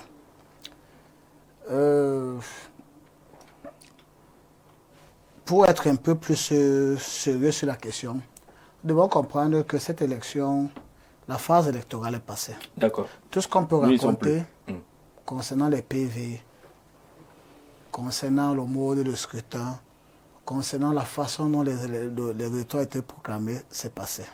Mais c'est passé, mais il y a des enseignements. Et si on ne parle pas de cela en termes d'enseignement, on peut également se retrouver dans les mêmes travers. Que les PV soient en train de circuler demain, ça doit être interrogé. Nous ne devons pas parler. Forcément, que les gens réussissent à falsifier les PV, parce que Elekam nous a produit les mêmes PV, même modèle depuis des années, il faut également interroger cela. Si on ne se greffe pas, si on les changeait tous les jours, ne serait-ce que la couleur, ce serait aussi difficile d'avoir les modèles à la maison qu'on peut falsifier. On ne refuse pas ce genre de débat. Quand même. Non, je ne refuse pas le genre de débat, mais je vais dire que dans une vie, dans un processus électoral, il y a des étapes. On finit l'élection, on prévoit un temps tel que la loi l'a fait pour avoir des revendications. Et lorsqu'on prévoit donc un temps et un espace pour avoir des revendications, on va dans cet espace pour présenter les revendications qu'on a avec des éléments. D'accord, on est d'accord là-dessus. Allons-y sur la thématique maintenant. Bon, maintenant sur la thématique, parce que lorsque je vous disais que je ne voulais pas qu'on revienne de c'est pour dire que les gens ont eu l'occasion. Quand on ne peut pas parler des PV qu'on ne voit que sur des photos et des vidéos de Facebook et sur la page des personnes bien précises. Et certaines vidéos et certaines photos, là c'est l'expert criminel qui parle. Devant la justice, ces éléments sont considérés comme preuves, mais après des étapes. Effectivement. Parce que je serais même plus intéressé à parler à ce sujet que de parler même de là où vous me demandez de répondre. Mais puisque si je ne peux pas vous imposer un thème, je vais continuer en disant seulement que le jour où il faudra parler de ce que les gens revendiquent en termes de PV et tout, je viendrai et puis nous en discuterons de façon technique. Bon, maintenant, pour rester sur le thème, Paul Biya doit-il son score? Vous avez entendu Jean de Dieu dire que ce n'est pas du tout au RDPC. Non. Bernard semble être d'accord là-dessus. Non. Il faut être sérieux. Non, il faut être sérieux.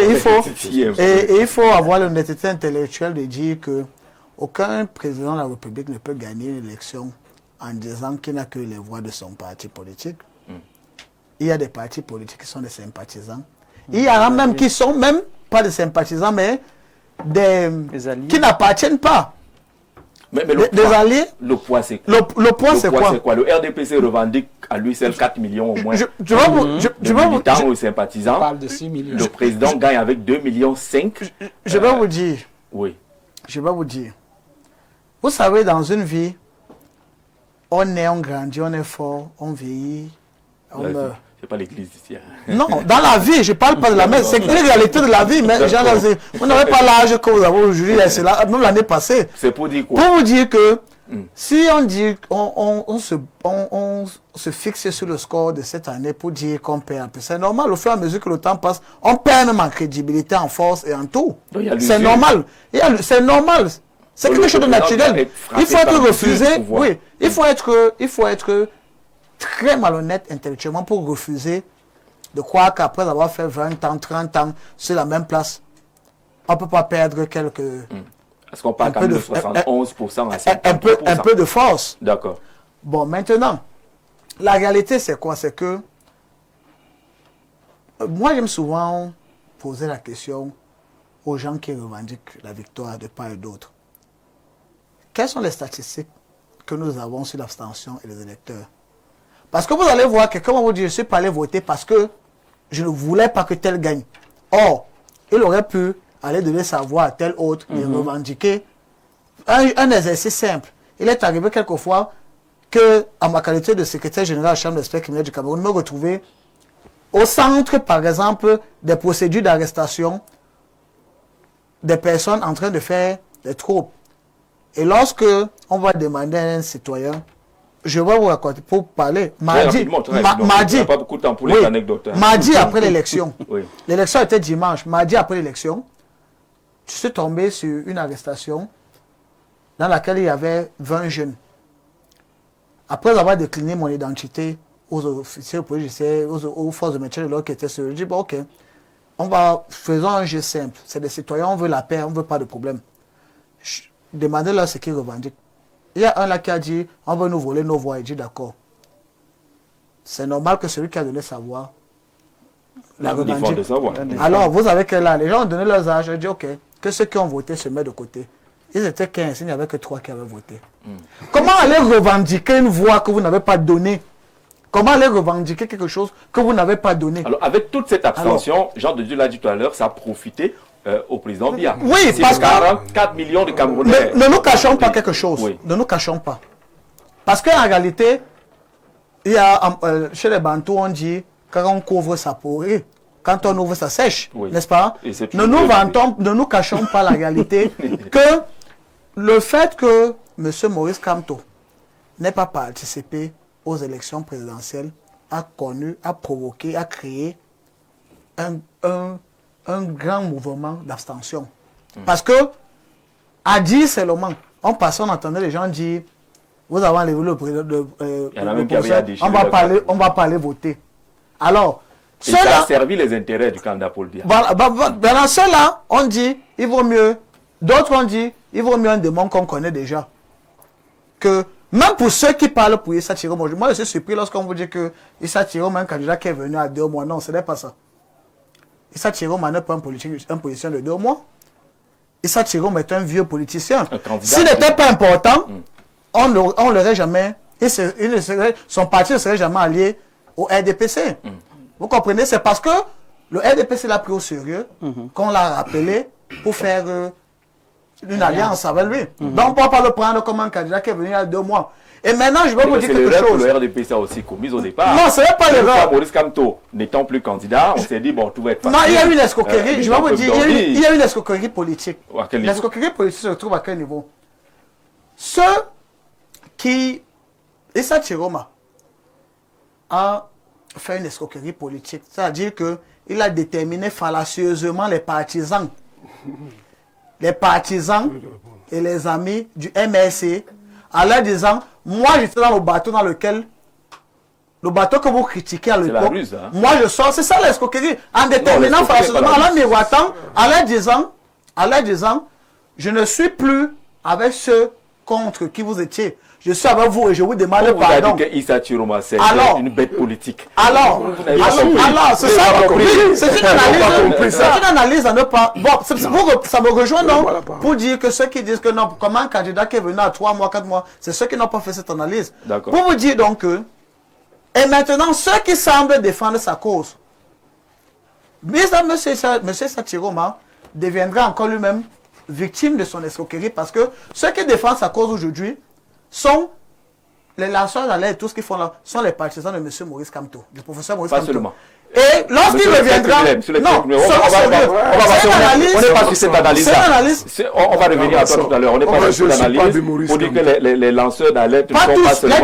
Voilà. Ils sont également les amis des gens du pouvoir. Les mêmes lanceurs d'alerte là. C'est le cas. Non. Vous savez que ces lanceurs d'alerte servent également la cause. Monsieur, pour chuter, je voulais dire ceci. Aucun lanceur d'alerte n'a une position fixe. On est d'accord. Ce qui se passe, c'est quoi? C'est que on vous dit que voilà celui qui marchait, celui qui est fâché, on va le soutenir. Ça veut dire que un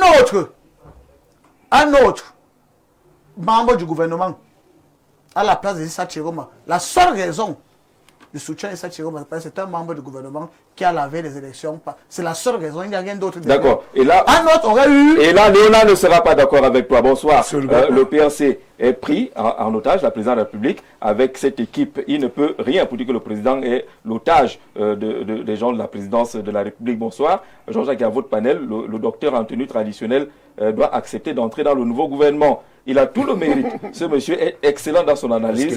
Monsieur Abbé Solo depuis Vomeka. Donc quand on démissionne du FNC, ça vous ouvre une porte dans le gouvernement. Oui, c'est ce qu'il est. Il n'est pas naïf. Il est sérieux. Je n'ai rien contre son entrée au gouvernement. Je veux qu'on soit sérieux. Et c'est parfois stratégie de... C'est sérieux. C'est parfois stratégie de certains... Bonsoir Jean-Jacques, il y a votre panel, le docteur en tenue traditionnelle, on l'a dit. Et le message d'Abbé Solo vient de Vomeka. Peut-être qu'il sait de quoi il parle justement. Sur le score de Paul Biya. Les gens ont parlé de son entourage, du parti et autres. Mais est-ce qu'il n'est pas le résultat justement de la mauvaise étude des, je vais dire quoi, adversaires, est-ce qu'ils n'ont pas minimisé l'homme en face pour retomber à 53%? Voilà. Il y a lieu d'abord de dire que M. Issa Chiroma, je vous ai dit que c'est un homme qui est douté d'un sens d'écoute très élevé. Il a de la considération pour les gens. Si vous revivez la situation, la scène, au moment où la base, c'est un monsieur qui écoute la base, il ne fait pas comme dans le RDPC. Ça dit que la base lui a dit que nous ne sommes plus avec toi dans ton alliance avec le RDPC. Si tu tentes d'y aller, tu iras seul. On a aussi dit ça à Belouba, hein? Oui, on a dit ça à Belouba. Il a échoué. Oui. Et lui, il a dit, je suis d'accord avec vous, je le ferai. Et il a démissionné. Oui. Voilà, ça, il faut pouvoir respecter l'homme pour cette qualité. Il donne la parole, il la respecte. Alors, ici, quand les gens disent que les gens votaient, n'ont pas voté... l'abstention. L'abstention, mais c'est parce que une bonne partie, et je vais vous le dire sur ma page Facebook, vous verrez cette vidéo qui surprend les gens qui ont retenu les cartes d'électeurs des gens pour les distribuer au marché Mokolo. Je dis que j'ai ça en vidéo. D'accord, on n'est plus sur cette étape-là. Tu aimes les vidéos? Oui. Tu aimes les vidéos? Oui. Je dis parce que vous dites que les vidéos... Non, c'est l'expert criminel. Non, c'est pas criminel. Dès lors que j'ai la preuve... Non, on teste les vidéos si c'est des montages. Et puis je dis non, ceci... On vous a donné une orientation. Est-ce que ce n'est pas parce qu'on a minimisé Issa Chiroma, on ne l'a pas pris au sérieux comme candidat sérieux à cette élection, que le RDPC ou le candidat Biya dégringole de 71 à 53%? Oui, effectivement, c'est parce que le RDPC n'a pas pris ce monsieur au sérieux. Un monsieur qui a su jouer sa carte en allant vers les militants des autres partis qui étaient perdus, parce que la jeunesse, comme on l'a dit, la jeunesse est désemparée. C'est une jeunesse dévoyée, sans perspective, sans emploi. Oui. Alors et cette jeunesse n'attend, c'est pour ça qu'on parlait de bon diable, qu'ils ont parlé de bon diable. Ils ont vu en Issa Chiroma le bon diable, celui qui pourrait sauver. Et en cela, je trouve que mes co-discutants là sont même un peu... ils se mêlent même les pédales, parce que vous n'êtes même pas cohérent, parce que tout à l'heure... Tout à l'heure...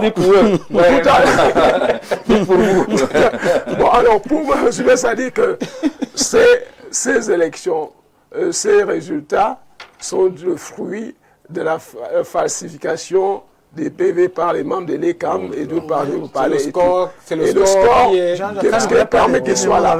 Et je redis donc que c'est... Vous dites lui, il a même dit qu'on ne devrait même plus parler de cette... On doit parler parce que jusqu'à hier, il y a un candidat qui estime que c'est lui qui a été élu et l'autre a été nommé. Alors donc, on doit continuer à en parler jusqu'à ce que Alors, je bon, pense que vous un avez dialogue, dit, un dialogue. Et on est arrivé à la conclusion selon laquelle vous pensez que ce score-là est quelque peu dû à ces manœuvres-là. Puisque beaucoup de candidats, même les évêques, on a compris. On dit qu'ils contestent les résultats. Donc je suis là pour confirmer. D'accord, on va avancer. Pour dire que...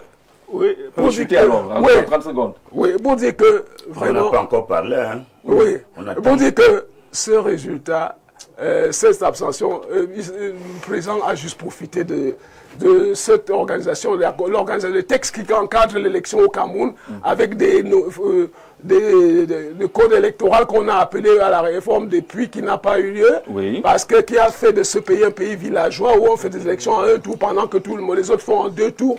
On donne le résultat en 24 heures, on attend 2 semaines pour falsifier les choses et donner. Et c'est pour ne pas respecter la vérité. Donc, en ce qui me concerne, tout ce qu'on raconte là ne m'intéresse pas parce que moi, je suis là, je voudrais qu'on respecte la vérité des urnes. C'est-à-dire que la voix du peuple... Paul Biya, 53%. Non, c'est pas, c'est la volonté du Conseil. C'est la volonté du Conseil constitutionnel. Il faut démontrer votre part de... Nous avons dit qu'au niveau local et au niveau de la commune, on avait les PV. On va être clair. Là, c'est pas aller au Conseil constitutionnel. On va être clair. Il y a la preuve passionnelle. C'est-à-dire que les autres pourraient faire appel aux témoins qui contestent. Il y a des membres du Conseil. C'est vous qui contestez. Oui, ils étaient là. C'est à vous de produire. Oui, on a produit, les gens ont refusé. Il fallait aller au Conseil constitutionnel, monsieur. À quel niveau le contentieux se porte où? Mais non, les gens viennent à me dire je vous ai dit que les lois là sont rétrogrades. Non, c'est pour ça qu'on a tout fait pour que voilà, allez-y maintenant, docteur. Oui, si vous permettez, moi je crois que tout le problème aujourd'hui, il faut qu'on se le dise de manière responsable. Toute la machine électorale au Cameroun est grippée. Oui. Il faut la refaire. C'est-à-dire qu'essayer de tirer la corde dans un sens ou dans un autre serait refuser de voir la vérité en face. Parce que cette affaire de 2 semaines, pour quand même les résultats, c'est quand même tiré par les cheveux. C'est tiré par les cheveux.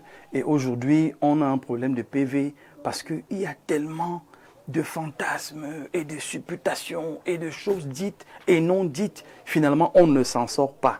Quand une situation comme cela devient aussi problématique, il faudrait que les Camerounais comprennent bien que c'est à eux de régler ce problème.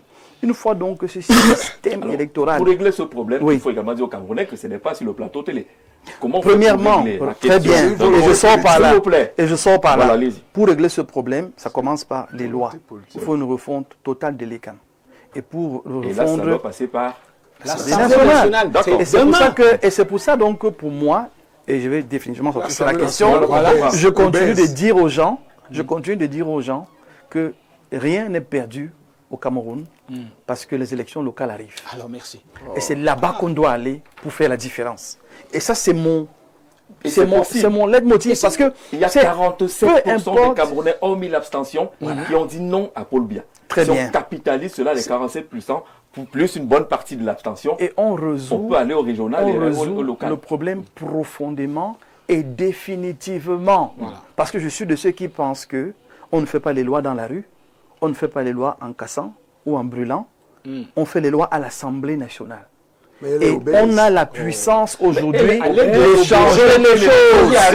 On dit donc qu'on a aujourd'hui l'opportunité d'aller à l'Assemblée nationale et de changer les choses.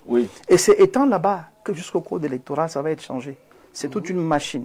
Une fois qu'on est à l'Assemblée nationale, on change le code, on se donne le Cameroun qu'on veut, avec la diversité parlementaire.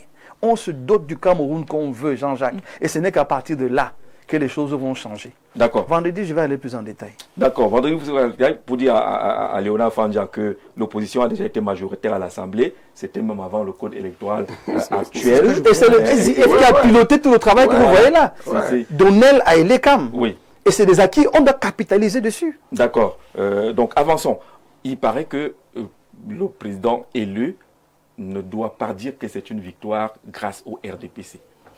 Mais quand on est élu par des compatriotes qui sont et des militants et des sympathisants et de la société civile et de tous les mouvements associatifs. C'est pas ça qui compte, c'est pas ça qui... Non, ça devrait compter. Est-ce que vous pensez que le RDPC a effectivement aidé le président Biya? Le RDPC est un instrument par lequel le président Biya passe ou il s'adosse, il s'appuie pour aller conquérir les suffrages. Il y a une organisation qui est interne au RDPC, c'est un parti organisé, structuré, hiérarchisé, qui a de gros moyens. Avec ces moyens-là, humains, matériels, financiers et organisationnels, pour retomber à 2 millions de voix. C'est pas grave, c'est pas grave. Je vais y arriver. Je voulais dire, avec tous ces moyens, j'ai la peine à parler après mon grand frère Léonard, parce qu'il dit des choses qui me gênent sur un plateau, parce qu'en réalité, moi je suis plus dans cette mouvance où les gens pleurnichent. Nous sommes en train de dire des choses simples qui doivent interpeller, et ceux qui ont gagné et ceux qui ont échoué. J'espère quand même que vous avez compris les raisons pour lesquelles les gens pleurent quand même. Bien sûr, ça. Bien sûr. Parce qu'il ne faut pas juste dire pleurnicher. Il ne faut pas dire pleurnicher seulement. Il faut reconnaître aussi que les gens ont beaucoup de peine. Je suis entièrement d'accord avec ceux qui ont sanctionné le président Biya. Je vais vous dire quelque chose. Je l'ai dit ici il y a quelques semaines. C'était le 25 juin. Je l'ai dit ici sur ce plateau.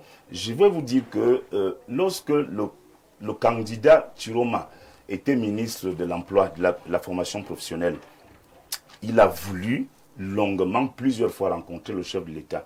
Ça, je vous dis ça, c'est vérifiable.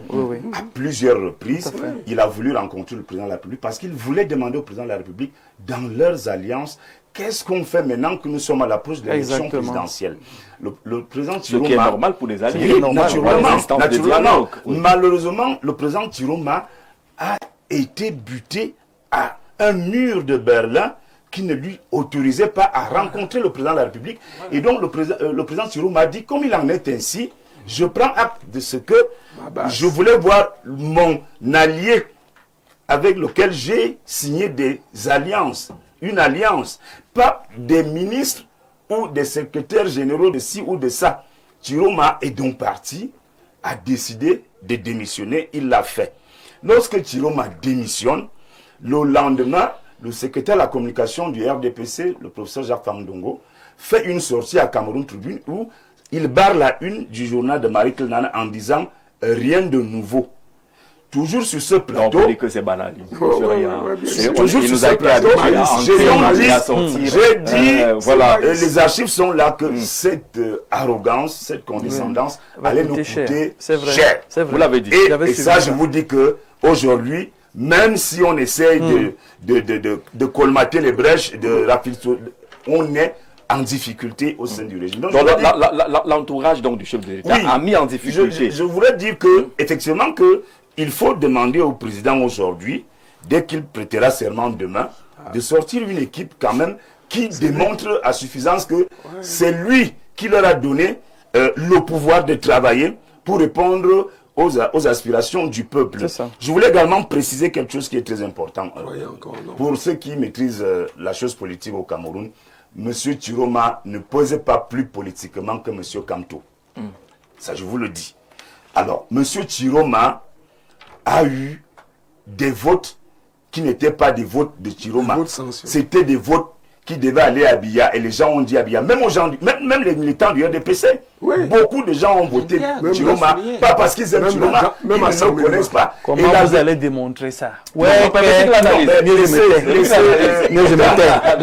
c'est que ça reste mon père, hein. Quoi qu'on dise là, ça reste mon père. Ne se fâche pas. Non, faut pas dire ça de Chiroma. Ça sera démontré par des politologues et des experts. Je suis en train de vous dire que M. Chiroma a bénéficié des votes de quelques frustrés, non pas de quelques, de tous les frustrés du régime, de beaucoup de militants du MRC. C'est ça. Si M. Chiroma a fait 34%, 35%, alors que M.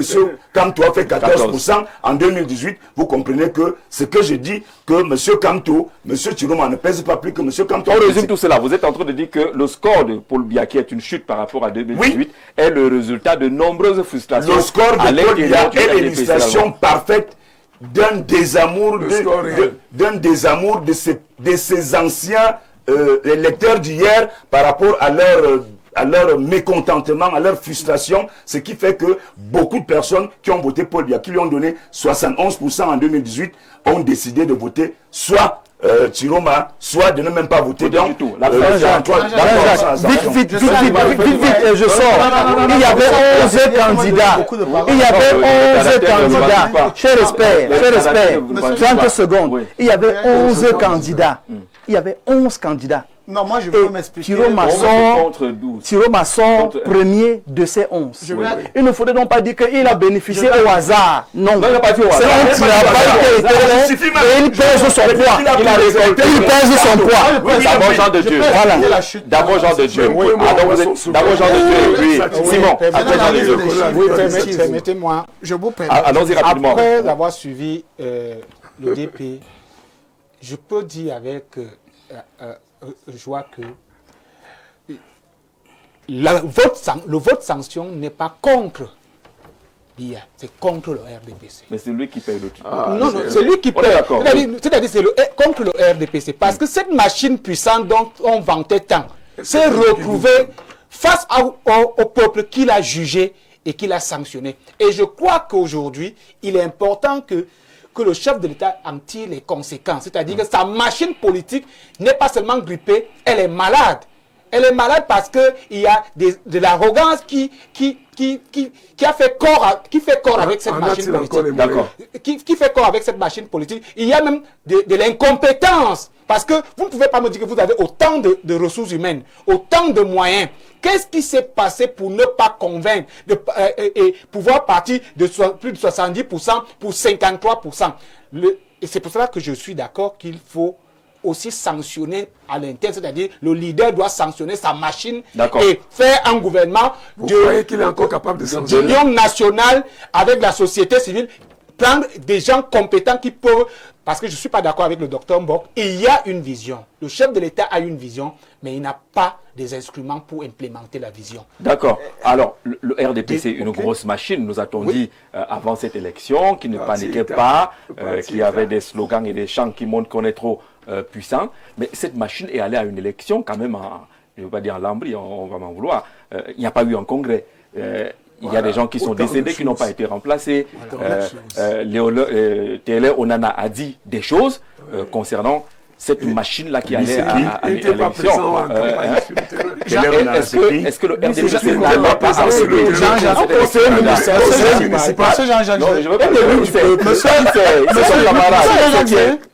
Je vais dire que si je vais dans cette question, je vais parler, mais je ne vais pas dire. Permettez-moi de dire. Permettez-moi de dire. Voilà. Je voulais quand même expliquer la chute du score du chef de l'État. Allons-y. Lorsqu'on veut parler du RDPC, c'est que les gens ont mal analysé la chose. À l'élection de 2018, le chef de l'État, le RDPC avait l'allié Tiroma et Bello Bouba. Et Maurice Kamto était le président, monsieur Maurice Kamto, le professeur Maurice Kamto, était le dauphin de l'élection.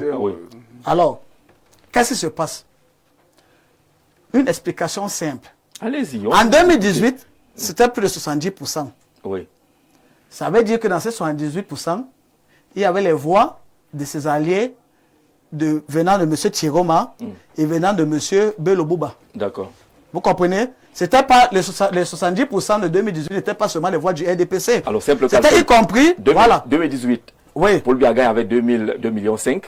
2025, Paul Biagin avait 2,4 millions. Donc il y a 100 000 voix.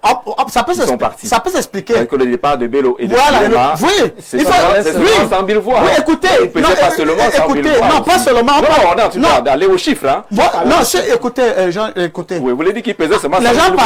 Les gens parlaient, moi je fais l'analyse sur le pourcentage par exemple. Parce qu'on semble parler. Maintenant sur les chiffres, de part et d'autre, il y a eu des abstentions. Vous comprenez? Allons voir le nombre d'électeurs qu'il y avait en 2018 et voir le nombre d'électeurs qu'il y a eu en 2025. S'il faut comparer sur la base des chiffres. Moi, je voulais rester sur la base du pourcentage pour vous dire que lorsque vous regardez le pourcentage de 2018 et que vous voyez qu'il y a 20% en moins en 2025, vous pouvez comprendre quand même que une partie de pourcentage, M. Bello est parti à une partie de pourcentage, M. Tiroma avait l'autre partie. Ça se comprend bien. Pour vous dire on a dit que ça se comprend bien, mais c'est sur 100 000 fois. Non, on ne peut pas vous dire que c'est de la faute du RDPC parce que un chef de l'État gagne, un candidat gagne l'élection avec son parti, avec les alliés et les sympathisants. Ça veut dire que son parti n'a même pas voté de moitié relativement. Non, vous n'avez pas avancé par le parti. Vous ne pouvez pas. Le parti dit qu'on a au moins 4 millions. Vous ne pouvez pas faire 6 millions. Non, on ne peut pas faire sur la base. Il y a un sommier. Sur la base des militants du parti. Il y a un sommier pour vous dire qu'on ne peut pas se vanter du fait que, ou des gens ne peuvent pas dire que M. Bia a perdu la sanction parce que à cette année, le nombre d'électeurs, le pourcentage a baissé. Ça s'explique clairement. Vous êtes sûr que si M. Tiroma était resté allié et M. Bello Bouba était resté allié et que Maurice Kamto était allé à cette élection, donc prenons la chose autrement. Les actions, les voix de ces deux candidats n'auraient pas, on serait ça 50. Prenons la chose autrement. À 50%. L'opposition en 2025, c'est pratiquement 47%. Oui, mais ça s'explique simplement. Vous ne voulez pas reconnaître que l'opposition a gagné du terrain? Non, l'opposition n'a pas gagné du terrain, ça s'explique. C'est ce que je vous dis que... Non, écoutez. Ça s'explique comment? Écoutez, ça s'explique pour la simple raison. On est quand même à 47%. Non, c'est une affaire, écoutez. En temps normal, c'est du 50-50, 50. Non, écoutez, là, on est presque 50-50. Écoutez, ça s'explique pour la simple raison que...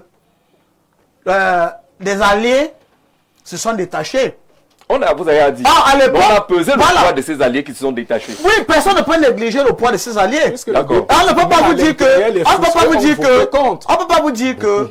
Le RDPC... Le RDPC seul... ont voté contre. Vous êtes quand même d'accord qu'il y a de nombreuses frustrations dans le RDPC. Non, mais comme dans toute organisation... c'est facile de dire ça dans toute la nation. Il y a la frustration. Voilà, je comprends. Non, c'est d'accord. Je vais m'en parler dans ce sens-là. Mais on peut dire que dans toute organisation sociétale, il y a les frustrations. Même en famille. Vous allez à une élection même en famille. sans faire la réunion de famille. Voilà. Parlons donc de famille. Vous allez à l'élection, vous ne vous êtes pas rassemblés pour savoir quelles sont les armes que vous avez utilisées parce que vous ne l'avez pas fait. Le RDPC ne s'est pas assis pour dire que vraiment il y a une élection qui arrive. Tenons au moins un congrès, une réunion du bureau politique. Oui, c'est que ça il ne s'est même plus jamais assis. Donc si vous voulez expliquer. Oui, je peux expliquer. Vous êtes question non, on peut faire une analyse, non? On peut faire une analyse. La simple raison, c'est quoi? C'est que s'il faut parler de famille, on va dire qu'on n'ouvre pas l'association d'un père qui est vivant. D'accord, merci. Vous comprenez? On ne voit pas l'association d'un père qui est vivant. Vous ne pouvez pas parler l'association. Ne pas comme ça. On ne voit pas. Ça soit la famille, c'est de parler de Simon, on ne peut pas rassembler les armes. On va avancer. Dans les élections locales, cela se sanctionne par les élections locales. Simon, d'accord. Non, ça n'a rien à voir avec le code électoral. Bonsoir à tous. Maître, merci. Bonsoir, le panel. Je pense que beaucoup de Camerounais ne savent pas les intérêts majeurs que le président actuel est en train de préserver pour l'avenir de nos enfants. Voilà, il paraît qu'il préserve le sous-sol. Nous qui sommes nés dans les années 86, notre avenir avait été vendu par Aïdio. Donc maintenant, le président Paul Biya libère nos enfants qui viennent après nous. Par contre, Issa et les autres sont les pions des Européens. C'est un peu compliqué cette démonstration-là. Heureusement, vous dites que j'aimerais participer à ce sujet un jour. Non, on va vous inviter. Que vous expliquez les Aïdios et les Européens. On lui a lavé le cerveau. Il faut venir sur le plateau pour nous dire. Bonsoir, Jean-Jacques et votre panel. Je vois les Camerounais depuis parler du score de 53-66% du président Paul Biya comme un échec. Sauf qu'il oublie qu'à cette élection présidentielle, les deux alliés du côté du septentrion n'étaient plus avec lui. Cela est la cause de ce score, M. Ondoa, depuis Dakar au Sénégal. On a fait la différence des chiffres. Avec les alliés et sans les alliés, la différence est de 100 000 voix. Et Dr Mbok et les autres vous disent que Tiroma et Bello, ce n'est pas seulement 100 000 voix qui pèsent. Et que aller sur cette base-là, ce n'est pas un calcul. C'est pour ça que j'ai insisté sur les leçons. J'ai insisté sur les leçons à tirer. Au Cameroun, j'ai l'impression que les gens ont la phobie de faire le bilan. Les gens ont la phobie des assises. Les gens ont la phobie d'adresser les vraies questions qui fâchent, qui choquent et qui peuvent nous rendre meilleurs au Cameroun. On est très fort pour avoir des excuses, en fait, des échappatoires, au lieu d'affronter des problèmes. Quand le DP parle du parti RDPC, je pense qu'il aime son parti plus que ceux qui veulent défendre tout. Bien sûr, que c'est il y en a qui veulent défendre, oui, ils défendent tout et rien. C'est pour ça que, et je veux saluer le professeur Sanga Yanding, Pourquoi vous savez, un continuer à aîné, militer là-bas? M. Sanga Yamding, Parce qu'il n'y a pas mieux dehors. qui dit qu'il est un biaïste. Attends, viens. M. Sanga Yamding est un biaïste Oui. parce que M. Biya a un idéal qu'il a su présenter aux Camerounais. Seulement, beaucoup dans ce parti n'ont pas saisi son idéal. Ils ont saisi autre chose. Et c'est pour ça qu'il se retrouve à mettre ce Paul Biya-là en grande difficulté. J'ai envie de dire ici, et il faut que les Camerounais le comprennent, nous sommes sortis ou en train de sortir de cette situation-ci. Tôt ou tard, c'est des hommes politiques matures, majeurs, ils vont trouver le moyen de ramener la paix au Cameroun. C'est mon souhait, c'est mon vœu le plus cher. Maintenant qu'on aura retrouvé cette paix et qu'on sera en train d'évoluer, est-ce qu'on va continuer à évoluer en éludant les vrais problèmes des Camerounais? Mais c'est la Pourquoi on ne veut pas adresser les problèmes des Camerounais comme si c'était le pays des autres? Il faut que les Camerounais arrêtent. C'est comme Et je ça dis dans donc le que BPC. la sanction commence par l'attitude des Camerounais. Il faut que cette affaire de se coucher quand les ministres passent s'arrête. Ouais. Parce qu'un ministre, dans sa fonction, est là pour servir. Et Mais ça, c'est si on donnait un nous, c'est nous exemple. qui nous couchons au sol. C'est nous qui nous... En fait, Un exemple. on élève nos bureaux, Avec on les élève 3000 nos mètres, 3000 bureaux au point mètres, où, 3000 au mètres point où carrés, Jean-Jacques, voilà. ils oublient la raison pour laquelle ils sont là. Oui. Un ministre mérite respect, considération, écoute, mais aussi il doit être dynamique, proactif et porter du résultat, du fruit. Pourquoi on ne peut pas imposer à ces ministres de faire un compte rendu? Ce qu'ils vont faire à l'Assemblée nationale, ça ne nous concerne pas. Parce ils font un petit discours, ils font un petit speech, un député pose une ou deux questions. Si on ne, les Camerounais... Des questions orientées. Des questions envoyées à Envoyées à l'avance. l'avance. Checké. Oui. Mais Pas pourtant, seulement envoyés, ils sont les checkés. Camerounais, Ouais. et c'est là que moi je souhaite que la société civile monte d'un cran Oui. dans sa responsabilité sociétale en termes d'organisation des sujets à mettre sur la table obligatoirement Ils sont toujours dans les seuls. boîtes à suggestions et même à l'Assemblée nationale. Mais il faut qu'on ait des députés qui comprennent qu'ils sont là pour nous Je aussi. suis d'accord. Ils ne sont pas là pour eux, ils sont là pour nous. Mais on passe le temps à caresser Il y a nos jamais bourreaux dans eu le sens du proposition poil de loi. et après on veut le changement. Il y a Non. jamais eu Il proposition faut de donc loi, qu'on il y a se rien à pose attendre. à certaines attitudes qui sont contre-productives. Non, jusqu'à présent, il n'y a pas de proposition de loi parce qu'il n'y a pas une majorité. Il n'y a pas de majorité. Il faut avoir la Il faut avoir la majorité. C'est ça qu'on va C'est pour ça qu'on dit, c'est pour ça que pour moi, c'est c'est ça que pour je l'intérêt sors du par là. pays. Je sors par là. Peu importe ce qu'on fait aujourd'hui, n'oublions pas que l'élection locale, là, si on la rate, toute la sueur qu'on a versée pendant la campagne, tout ce qu'on a fait pendant cette campagne va tomber dans le vide. On aura couru pour rien. Il faut qu'on aille à l'Assemblée de la nationale capitalisation de tout ce qui a été fait. taux de confiance que les Camerounais ont accordé à l'opposition de façon Et globale. même- On est au moins à 47% plus. Exactement. Attention. Et on doit bénéficier de ça. officiellement. Oui. On doit bénéficier de ça. Et si on ne fait pas ce travail maintenant, on va se retrouver dans un cas de figure où, dans l'opposition même, je dis qu'en 2025, on a eu l'opposition la plus intelligente parce qu'on se parle, on s'écoute, on se respecte. Il faut que ça continue dans les élections locales. Pourquoi on ne se retrouve pas à discuter qui part, qui ne part pas, qui a les moyens, qui ne peut pas, et finalement personne ne part, et les autres prennent encore tout. Et puis, on se retrouve dans les mêmes problèmes, les mêmes peines, les mêmes difficultés. La même pression que nous mettons au chef de l'État. Nous mettons la même pression aux parlementaires dans la globalité, la même pression aux ministres, mais aussi la même pression à la société civile. Oui. Je voudrais Et on est d'accord là-dessus. Alors, sur la capitalisation de ce résultat, sur le vote sanction, la chance, c'est peut-être que le délai entre la présidentielle et ces élections locales-là est très court et qu'il faut faire un magnifique pont. Un pont qui ne doit pas égarer les uns les autres. Parce qu'on a encore le discours de Fanja qui nous ramène au PV. Ça peut nous griller encore 4 mois. Si on se met à discuter du PV, comme on a discuté du mandat impératif et autres, ça peut nous griller 4 mois et on sera surpris de l'arrivée d'élections locales et on ne sera pas préparé. La surprise ne peut pas seulement, il ne faut pas seulement voir la surprise du côté de l'opposition. Parce que la véritable victoire du président, ce sera la victoire aux législatives et aux élections locales. Et comment on la garantit? Justement, Comment c'est lui là, va faire pour essayer justement, parce c'est que là toute la, les élections locales, c'est toute la une autre problématique. réalité. Parce que là, quand vous posez la question, et sa victoire, si par malheur aux législatives, il ne parvient pas, c'est-à-dire l'opposition parvient à capitaliser ce que vous évoquez là, on ne peut pas parler de victoire. On ne peut pas. Donc jusqu'à présent, le score est à mi-raison, mi-fi. Et maintenant, la victoire, elle n'est pas encore Parce qu'un chef d'État qui n'a pas La majorité parlementaire ne peut pas encore parler de victoire. Il est donc question aujourd'hui, pas seulement de l'opposition, que ceux qu'on a sanctionnés enlèvent leur orgueil, éliminent leur arrogance, cessent de nous montrer des coupes de champagne lorsqu'ils fêtent chez eux. On n'est pas obligé de se filmer lorsqu'on boit du champagne alors qu'il y a des gens à côté qui ont faim. On n'est pas obligé de on n'est pas obligé de présenter sa résidence avec des lumières et autres lorsqu'on sait qu'à côté il y a des gens qui n'ont pas qui ne sont pas bien lotis. Il est donc question ici qu'ils nous écoutent, c'est-à-dire rien n'est gagné. Alors vous dites aux gens de l'opposition qu'ils doivent rester en rang serré. En rang serré. Et vous dites à ceux qui sont au pouvoir que on ne peut parler que de victoire, on ne peut parler que de que ce n'est pas terminé. Que ce n'est pas terminé. Le match n'est pas fini. Le match n'est pas fini. Si dans 3 mois, 4 mois, l'opposition fait le même score, disons même à 48, 52, ça ne va pas être facile. Aujourd'hui, nous avons compris qu'un conseiller municipal n'est plus le conseiller de 1990. Il pèse et il peut conduire un candidat à la présidentielle.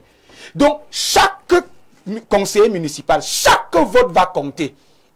Ça veut dire qu'on quitte la politique du buzz, on quitte la politique de la haine, on quitte la politique de la tribu, on quitte la politique du ventre, on entre dans la politique stratégique, celle qui profite au peuple, et c'est ce que la société civile que j'incarne dit. Exactement. On est d'accord, le temps est réduit, le temps est très court, et comme on est en train de le constater, la présidentielle, cette fois-ci, ne se joue pas seulement avec la prestation de serment. Il y a une prolongation jusqu'aux élections locales et que ceux qui ont gagné aujourd'hui peuvent perdre demain. D'abord, ce qu'il faut savoir, c'est qu'une fois il a prêté serment, le président sera certainement amené à proroger encore le mandat des députés et des maires. Parce que nous avons une élection. Je vous explique. Je vous explique rapidement ce qui va se passer. Vous ne voulez pas en parler. Non, je suis un spécialiste. Et c'est ça qui va arriver. Il n'y a pas de débat là. Il y a l'élection régionale le 30 novembre. 30 novembre, oui. Alors, s'il n'y avait pas eu prorogation de l'élection municipale et législative de 2026, elle aurait eu lieu en mars 2026. Ça veut dire donc le président a encore, de par la loi, l'attitude de proroger le mandat. Proroger 2 fois? Oui, il a encore 6 mois. Il est encore capable, de proroger 6 mois jusqu'en août. Regardez ce que disent les textes, on les a pas sous les yeux. Il a encore 6 mois de mars à août. Je suis en train de vous dire quelque chose. Pourquoi vous ne voulez pas vous ne voulez pas que vos téléspectateurs bénéficient de cette expertise? Donc, l'élection municipale, l'élection législative prévue en 2026 aura plutôt lieu certainement. N'affirmez pas. Non, je dis vraisemblablement. En août. Mais c'est pas à l'avantage de l'opposition. 2026. Mais entre-temps donc, pour revenir sur l'élection, non, ne vous trompez pas, il n'y a rien à voir entre l'élection présidentielle et les élections locales. Les élections. Je vous comprends. Aujourd'hui, il perd. Permettez-moi d'avancer. Vous savez que il n'a pas de pouvoir. Vous savez que rien que le mot d'ordre de ville morte fait déjà perdre beaucoup de voix à leurs auteurs, à ceux qui ont lancé ces villes mortes. C'est-à-dire que si vous êtes parti de l'élection présidentielle, souffrez que je le dise comme ça. Parce que je vous vois, c'est bien de sourire. Ça fait de l'ambiance dans la studio. Alors si vous avez eu 35% à l'élection présidentielle le 12 octobre 2025, et pendant que tout le monde appréciait le score que vous avez fait, qui est d'ailleurs très appréciable, vous devez comprendre que immédiatement après, si vous mettez les populations en difficulté en lançant des mots d'ordre où les gens ne peuvent plus manger la viande et la tomate, vous comprenez que les gens n'auront plus un bon souvenir de vous. Oui, c'est ça le risque également. C'est un gros risque. Vous allez voir que la sympathie, cette option choisie, l'option choisie pour les villes mortes va grignoter la grande sympathie que beaucoup de Camerounais ont accordée au candidat, il y a l'opposition à l'élection présidentielle. Il faut jouer fin. Il faut jouer stratégique et subtil. Voilà. Parce que après cette élection présidentielle, ce qui aurait été bien pour l'opposition, que je ne supporte pas, c'était de s'asseoir et de voir comment chacun s'est comporté dans les différentes circonscriptions, en commençant par les communes jusqu'au département. C'est sur la base de ces résultats que chacun peut décider d'aller à concourir à la mairie ou à la députation. Monsieur Jean-Jacques Zé, permettez-moi de dire quelque chose sur l'élection locale, parce que beaucoup ne comprennent pas ça. Moi, je suis élu local, je suis conseiller municipal. Oui. Et les enjeux d'une élection locale ne sont pas les mêmes que les enjeux d'une élection présidentielle. Quand c'est dit dans le livre, comme ça on est d'accord. Maintenant, allons sur le terrain. Maintenant, sur le terrain, et c'est même sur le terrain que tout se joue. On est en pleine décentralisation. Oui, c'est sur le terrain. Parce que qu'est-ce qui se passe? Écoutez, l'élu local, c'est que lorsque tu es conseiller municipal d'une commune, tu es localement connu. Tes comportements et tes habitudes jouent pour l'élection. C'est-à-dire que un gars qui est du parti peut se fâcher. On a beaucoup boudé vos élus locaux. Non, je dis ça. Je parle d'élection locale. Vous voyez, c'est vous qui avez été le chargé de mission. Vous avez battu les campagnes et vous avez échoué. Écoutez, Jean-Jacques, écoutez. Oui. Je ne veux pas qu'on aille dans le discours. Je ne veux pas qu'on soit dispersé. Je parle d'élection locale. Oui. Je dis l'élection locale. Vous, Jean-Jacques Zé, sans vous présenter comme conseiller municipal dans votre village, la portée peut être différente que si à un autre candidat du même parti. Alors si je viens d'être là-bas pour défendre les intérêts de Paul Biya et j'ai échoué, je ne vais plus revenir pour l'échec ne sera pas... je ne vais plus revenir. C'est moi qui vais censurer. Moi, je peux me vanter d'avoir eu, par exemple, 92% chez moi. À Bafia? Pas à Bafia, dans ma localité, à Egona. D'accord. Combien d'électeurs? Vous comprenez? Combien d'électeurs? Non! Écoutez, c'est juste un chiffre. Vous voulez mettre vous expliquer. Écoutez, Jean-Jacques, vous voulez parler d'un seul chiffre. Non, écoutez. Vous voulez mettre discret lorsque je veux parler de la réalité de l'élection locale. Non, vous voulez laisser parler de l'élection locale. On a compris le débat, ce n'est pas sur l'élection locale. On voulait vous dire. Ce que je voulais dire sur la conséquence de l'élection, présidentielle sur l'élection locale, c'est que on ne va pas se laisser discret pour dire que si nous avons eu 54% d'élections présidentielles, il est possible que nous ayons 92% d'élections locales. Parce qu'on peut se servir des erreurs commises à l'élection présidentielle pour dire ne repartons plus avec le même comportement, revenons, ayant une autre stratégie et parlons différemment, changeons même les personnes. Le monsieur que vous avez cité tout à l'heure sur l'escrive de la rue, vous parlez du patriarche Motekami, que vous avez cité tout à l'heure, qui était le président de la commission communale de Bafia pour la campagne. Vous pensez que à l'élection locale,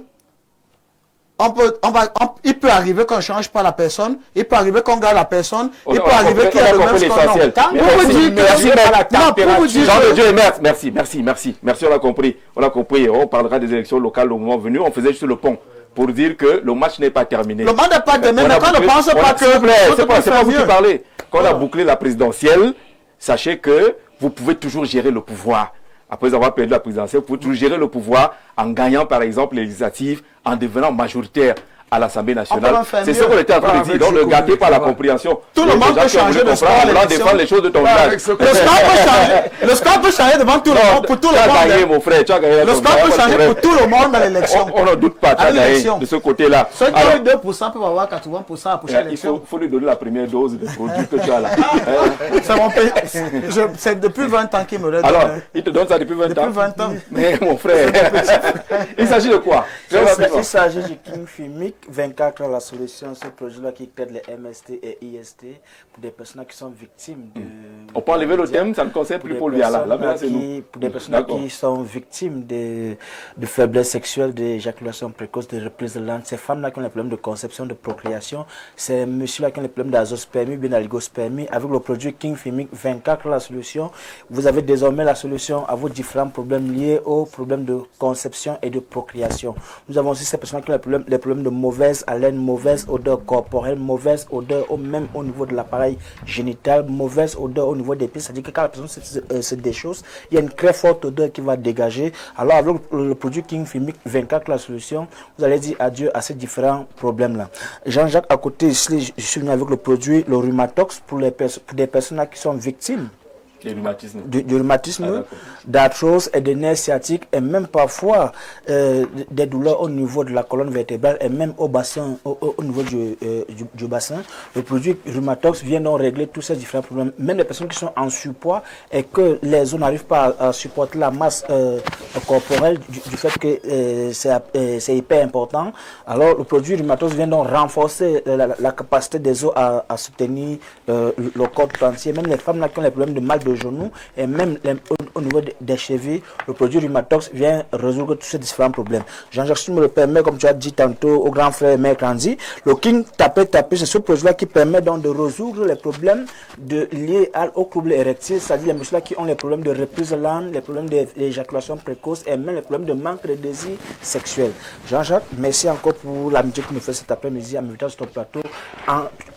Tout en signalant que le produit Open Sex est toujours disponible, ce produit qui permet d'augmenter la taille et le volume de l'appareil génital de manière naturelle et c'est sans effet secondaire. Nous avons 3 formats sur le marché. Il y a le grand format qui augmente entre 4 et 6 centimes d'augmentation. Il y a le moyen format qui augmente entre 2 et 4 centimes d'augmentation et le petit qui augmente entre 1 et 2 centimes d'augmentation. Yaoundé, nous sommes situés au quartier Nkolindongo, Carrefour, Iptec, Immeuble Baïga Center, face Maison du Parti ou Maison de la Femme.